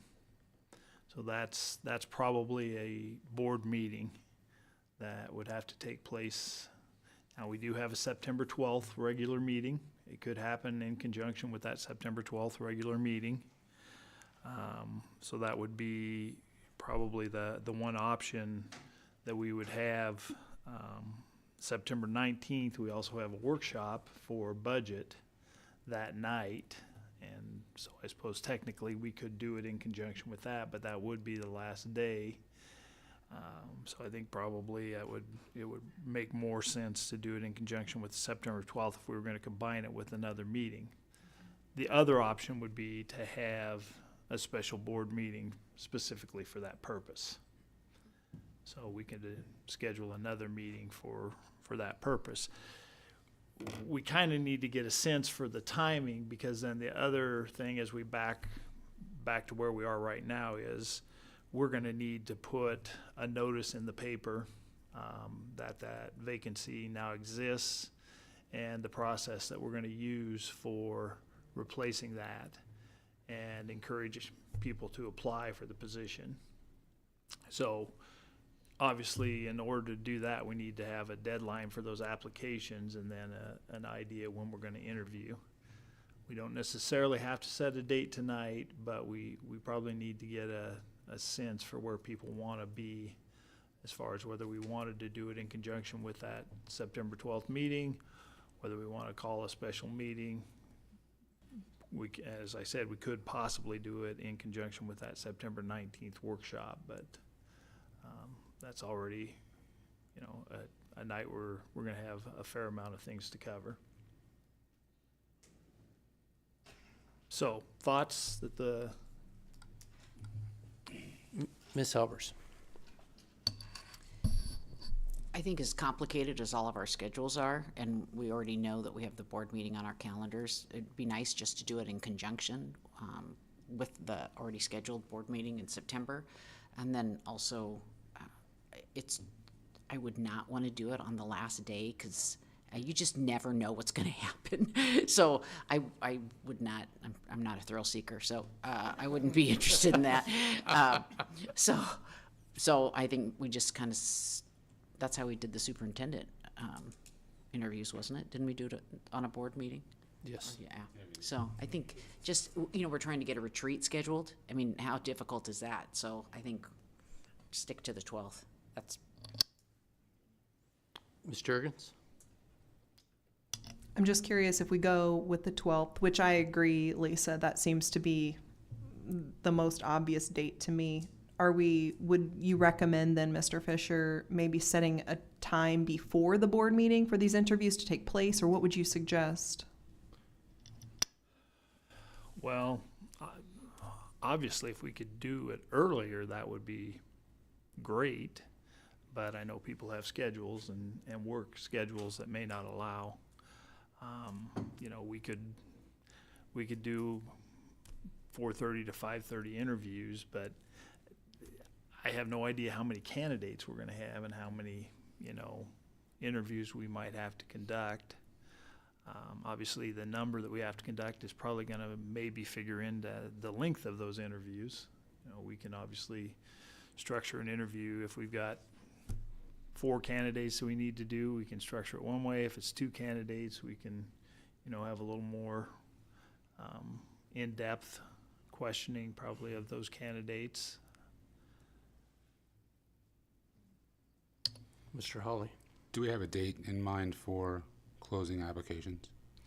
Well, once we know for sure when we're going to do the interviews, I kind of wanted to know where we were going to be with interviews to set a closing date for the applications. But I would think that if we can advertise this week, beginning of next week, and then probably give it a week or so, I would think that certainly by the end of August, we would have our applicants back, or applications back. That way board members would be able to study applications ahead of the September 12th, if that's the date that we're going to go with. And just a couple of clarifying questions. The 45 days as listed in the statute, is that to fill the position or to have the interviews? It's to have the position filled. It's to make the appointment. And that day was September 19th to have it filled, and that is from Monday, August 5th, when she submitted her letter. Is that correct? Yes.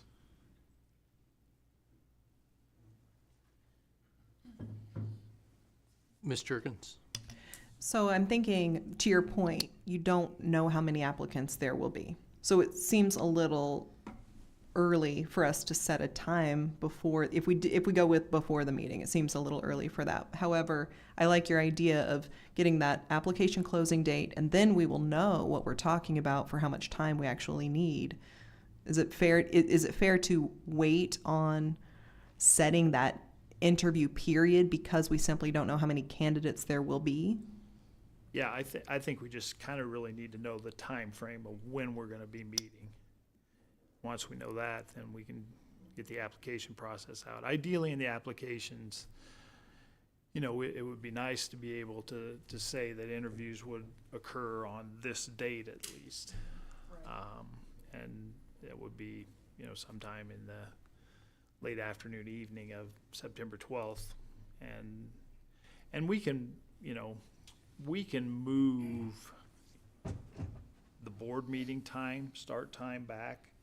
I mean, if we felt like we wanted to do interviews from 4:30 to 6:30 and start the regular board meeting at 6:30, we could. So we have some flexibility there. Mostly right now, I just need to know where you guys are so that we know what to put in the paper as far as the process. Mr. Garcia Mendez. Thank you. So if we do vote to, I guess we hold the interviews, is there a situation where we find ourselves that we come back from like some discussion and do vote that person in before the board meeting? Like, I'm just thinking like how that all plays out. Well,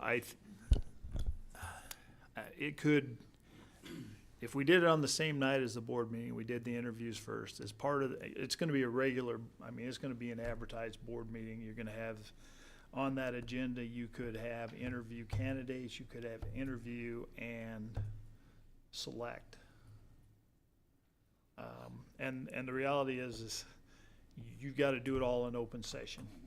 It's not like you're gonna have an opportunity to go discuss outside and make a select. I mean, your selection is gonna be done in open session. So you can either do it as part of that meeting, or you could do it then as part of the regular board meeting. Or you could just come into the regular board meeting, already have had the discussion and be ready to entertain a motion in the regular board meeting. My thought would probably be is if you're gonna have the discussion, you're gonna get to the point where you're ready to do it, you probably might as well do it as part of that special meeting. And then that will be done, and then we'll just have our regular board meeting.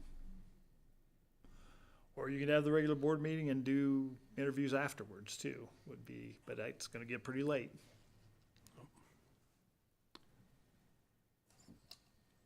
Mr. Garcia Mendez. I guess my thinking in that is like, if we do vote to approve that person, then they are then seated that same night before our actual board meeting, right? So then that would mean you have to figure out. Well, they would be appointed that Okay. night before the board meeting. You know, you see what I'm saying? Yeah, I like see. maybe it makes sense to then have it after the board meeting, so then they. So they're not. Yeah. Not Or an we have it expectation that, on a "Hey, day. You're on now. Let's get over here and get in this seat. Yeah, at that board meeting, but at the end. Yeah. I know, to your point, I get exactly what you're saying. I know we don't want to have a super long meeting going into the evening, but I also think too that if we make it part of our board meeting, we're not under time constraints at that point. We're not trying to figure out how far back to move the board meeting so that we can get this done. We can have our board meeting, we can do the things we need to do, we can take a short break, start the interview process, and then that way the candidates don't feel rushed to answer questions. We don't feel rushed in trying to ask questions. My opinion, I'd rather have it as the second half of the board meeting.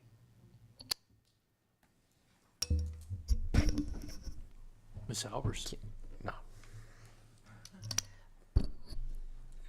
Just in years past, you know, usually one person interviews and then they leave. And so you do have to contact them and make sure they want it when push comes to shove too. So there's a little bit of there's a little bit of a time frame with that. So I don't think we need to worry about them joining the meeting that night, because we need to make sure they're going to accept it as well, because they're not, I mean, you know, we don't want to keep them in 4 different rooms or whatever, you know. Yeah. So I don't know that is a hurdle that we need to consider, but as long as they're appointed, is that what you said? Yep. Well, and we're having that budget meeting too, so if we needed to do a motion or something that night, couldn't we do it that night? I think we'd be able to do it that night. So that would be another option, and then they'd have the joy of attending the budget meeting. Mm-hmm. Virgil, stand up. Mr. Sykes? That was just a similar thing that I was thinking of, just having the action item being at the end of the agenda, and you wouldn't necessarily be too worried about where they're entering into the meeting. You know, if where you do interviews, having that action item being. And I think you could almost even say as part of your motion that they would be appointed effective, Following. you know, whatever. If effective September 19th. They might want to be appointed the 20th, though. Yeah. Kidding. So other thoughts, I mean, obviously what Josh shared would say, you know, maybe there's value in doing it as a second half, or do you rather prefer the first half? And if you did that, do you want to have your regular board meeting at 4:30 so that you're, again, does that work?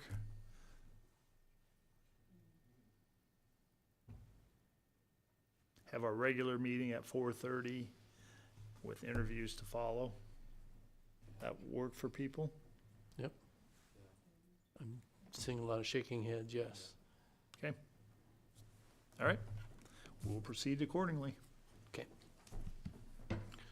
Okay, item number 7.8, staff protection, Mr. Matt Fisher.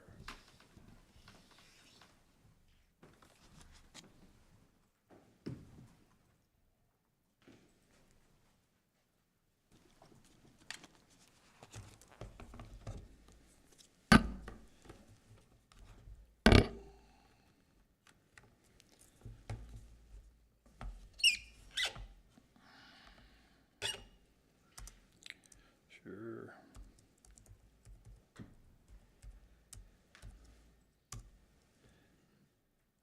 My battery's very low, so we're gonna have to go fast. No, you'll hate that. All right, staff protection. Okay, this policy, actually, now what do we do?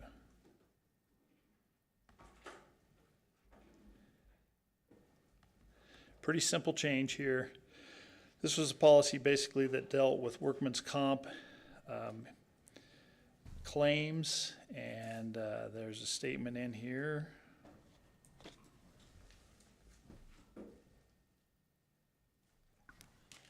What, you got a charger for me? No, we're gonna go fast. All right. Well, now I'm missing the part that struck through here.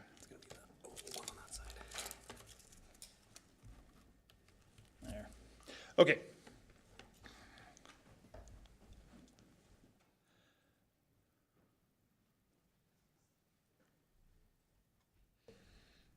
Oh yeah, there we go. Evidently, I need to get those glasses that Lisa and Virgil didn't have too. All right, so here we go. Statement was administrators will require a district employee to be examined by medical personnel, and then it named the district nurse, a nurse, doctor, or physician's assistant, and that basically put some of our nurses in an uncomfortable position where they were being asked to make a determination on the extent of an injury that might be outside of their area that they were comfortable with. And so the proposal is just simply to strike that naming of those specific positions. Idea still would be that the administrator would have them be examined to determine the extent of the injury, One of the other things we did mention is that actually through our insurance provider, they provide a nurse hotline specific to workman's comp claims that could be the point of contact as well. And they'll actually talk through, the injury. They're not there obviously to examine them, and their recommendation probably, if it's any kind of a serious thing, is that you're going to go to somewhere else to get examined, but they will work through the workman's comp claim forms and all of that with an administrator. So the idea would just be to strike that piece. Any questions for Mr. Fisher? With that, I would entertain a motion. I make a motion to approve policy 6230, staff protection as presented. Seconded by Ms. Albers. Discussion? Seeing none, you may proceed to a vote. Motion passes.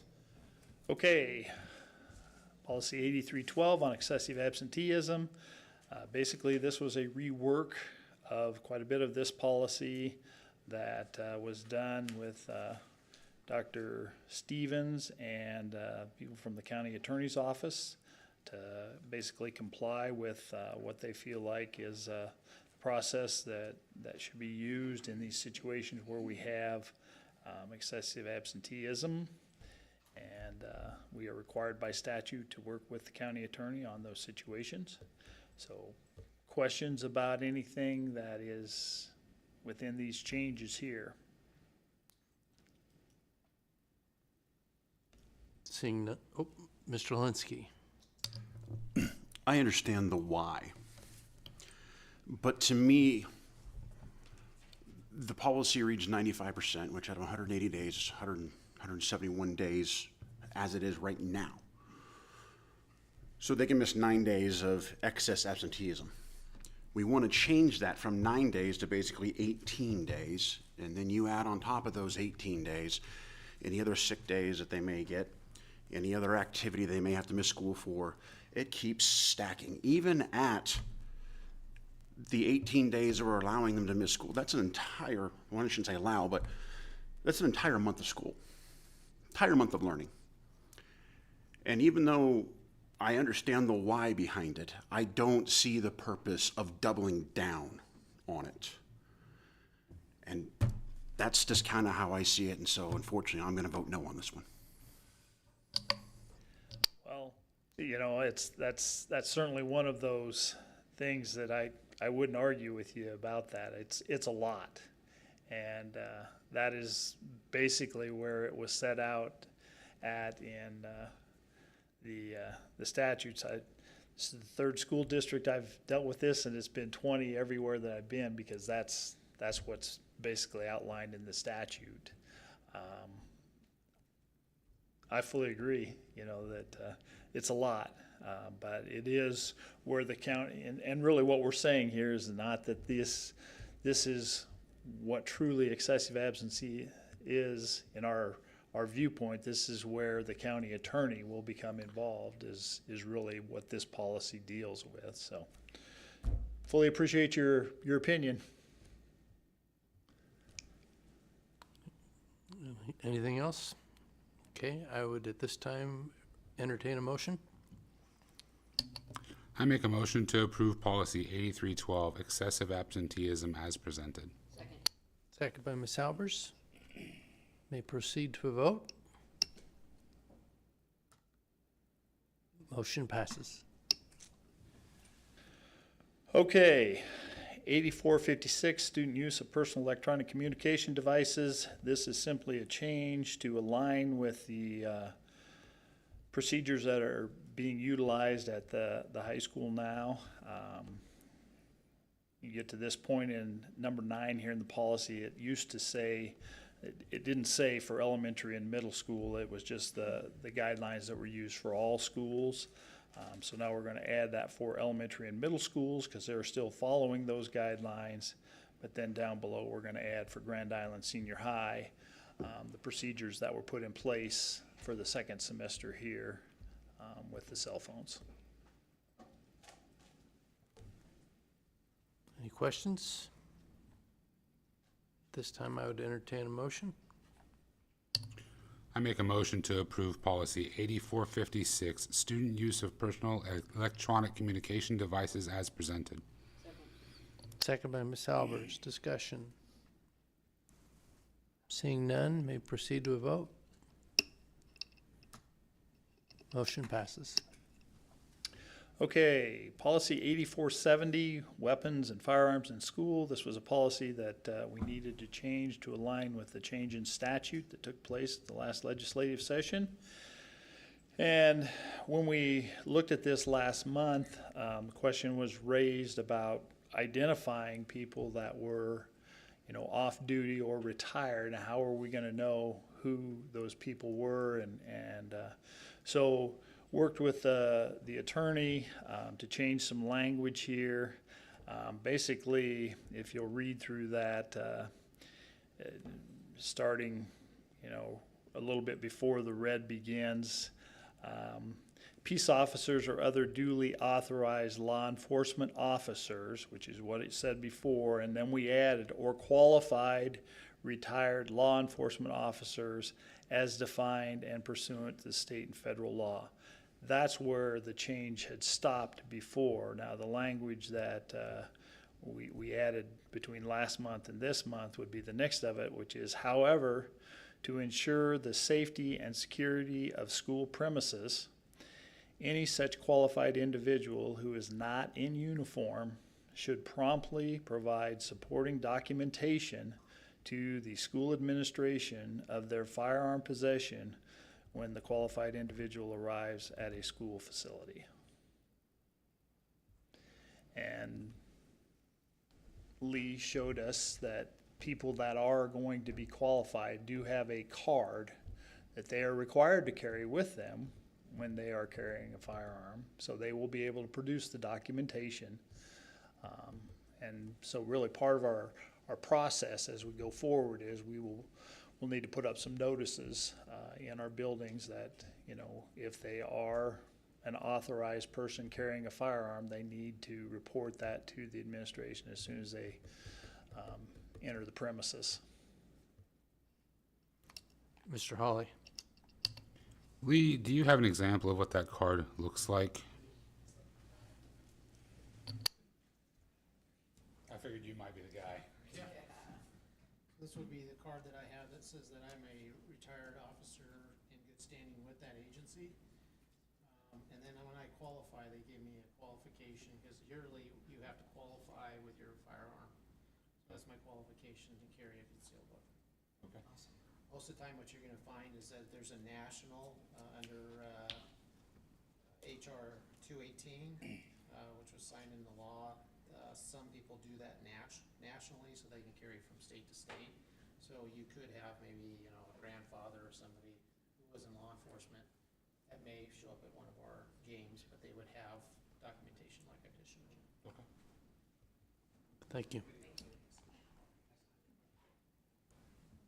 Can I ask a follow-up question? Certainly. The way I'm reading this verbiage, Mr. Fisher, it says, any such qualified individual who is not in uniform should promptly provide supporting documentation, etc. That is referring to not only retired law enforcement, but current law enforcement who are in civilian clothing, military and civilian clothing, etc., correct? Yep. Perfect, thank you. Ms. Jurgens? I just wanted to point out that we had so much discussion in policy about this, and I feel like we take this very seriously. This was definitely not decided upon on a whim. We're trying to follow all the rules. We're trying to protect everyone as much as possible, and I really appreciate that in our last discussion, I know my concern was, I think the prior draft to this paragraph included the piece about an individual must notify administration, but I was really appreciative that Lee came forward with that component about this is the verification. Now then the concern becomes, what's the education to the verifiers? How will they know what to look for? And y'all discussed that a little bit, I think, Dr. Stevens and you. So could you touch on that component, please?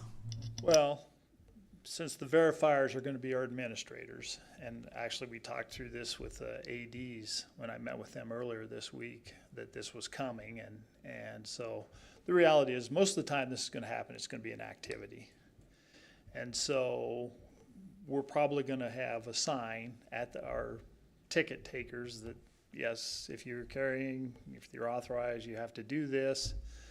And then we'll have the ticket takers trained to point out the administrator that's on duty.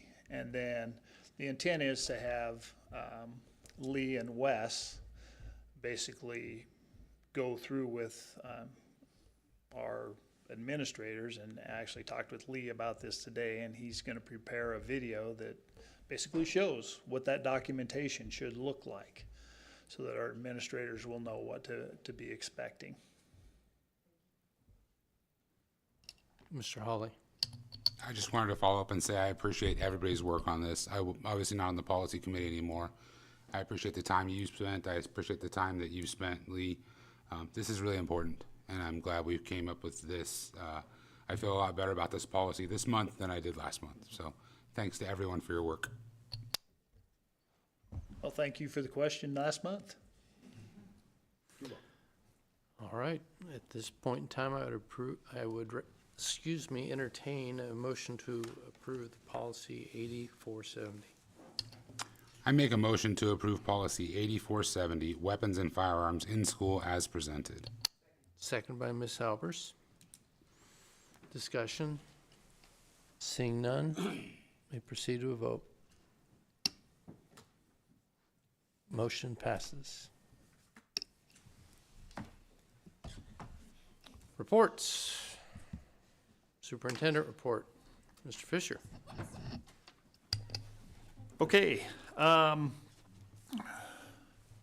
Area membership meetings coming up here in August. August 27th over at Kearney, August 28th at York.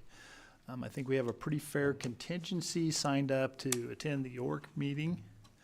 Don't think we have anyone for Kearney at this point in time. I think Lisa is going to be in Omaha and is intending to attend there. So we will touch base with everyone we get close to that 28th date and see who wants to carpool over where everyone's coming from and make those arrangements. If anyone does decide they want to go on the 27th to Kearney, just make sure and let Angela know and she'll get you signed up. The board retreat survey is out, and certainly would encourage everyone to make sure and let us know if any of the dates that have been shared are going to work, and hopefully we can find a date that's going to work. The one other thing that is on that survey that we had touched base on, and again, if we had everyone attending the state school board, we could do a retreat while we were down there. This would be a time that I would plug. Any of you that can make the state school board work, I think it is a good opportunity to learn and grow as board members, and so would certainly encourage you to consider that. It is kind of a longer commitment because there's a pre-session on Wednesday and then the actual board conference runs Thursday and then Friday, so it is a little longer thing, and it's in Omaha. So towards the end of November, I think the week before Thanksgiving, usually. Things coming up. We have our kickoff, our welcome back on August 12th. It starts at 8 o'clock in the morning. Doors open up at 7:30. I think probably we'll run 2 to 2.5 hours. We're shortening things up a little bit this year and hopefully get people out of there a little sooner. So again, it looked like we had a pretty good contingency of board members that had indicated they were going to be able to go. So that's great. We'll look forward to having you there on Monday.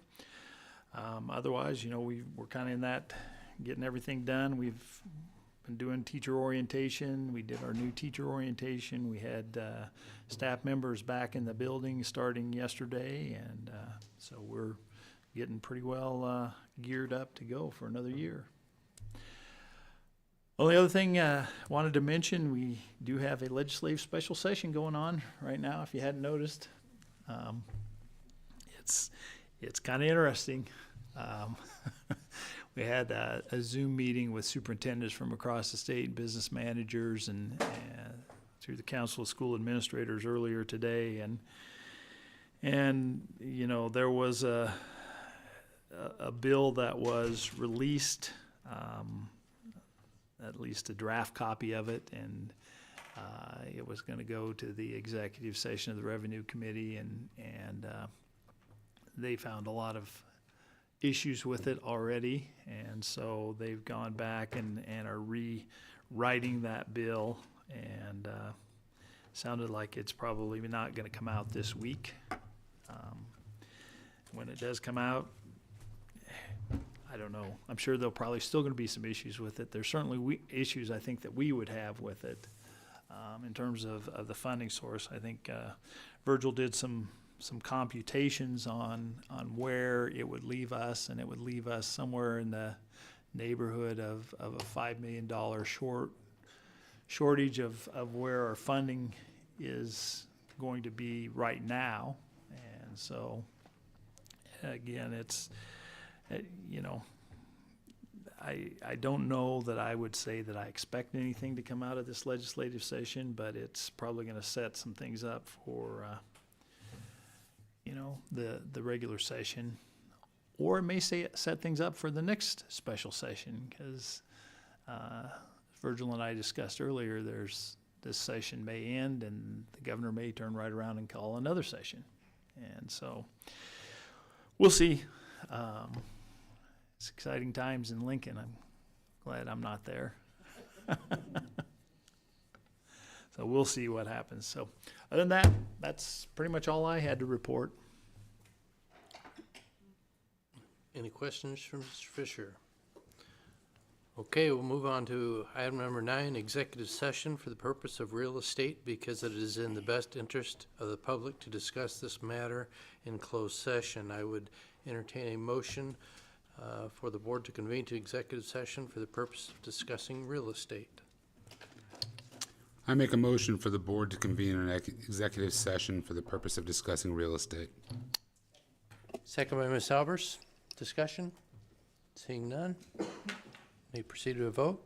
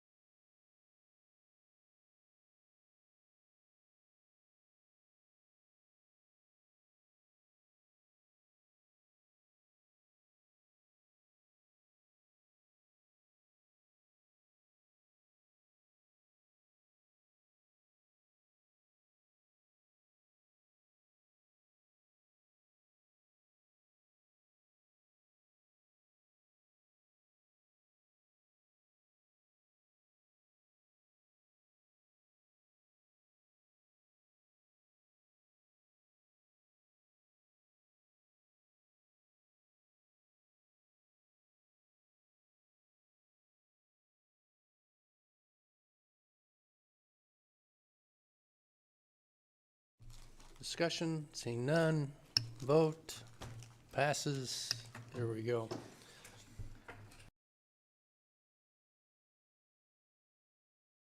All right, there is no action deemed necessary as a result of executive session.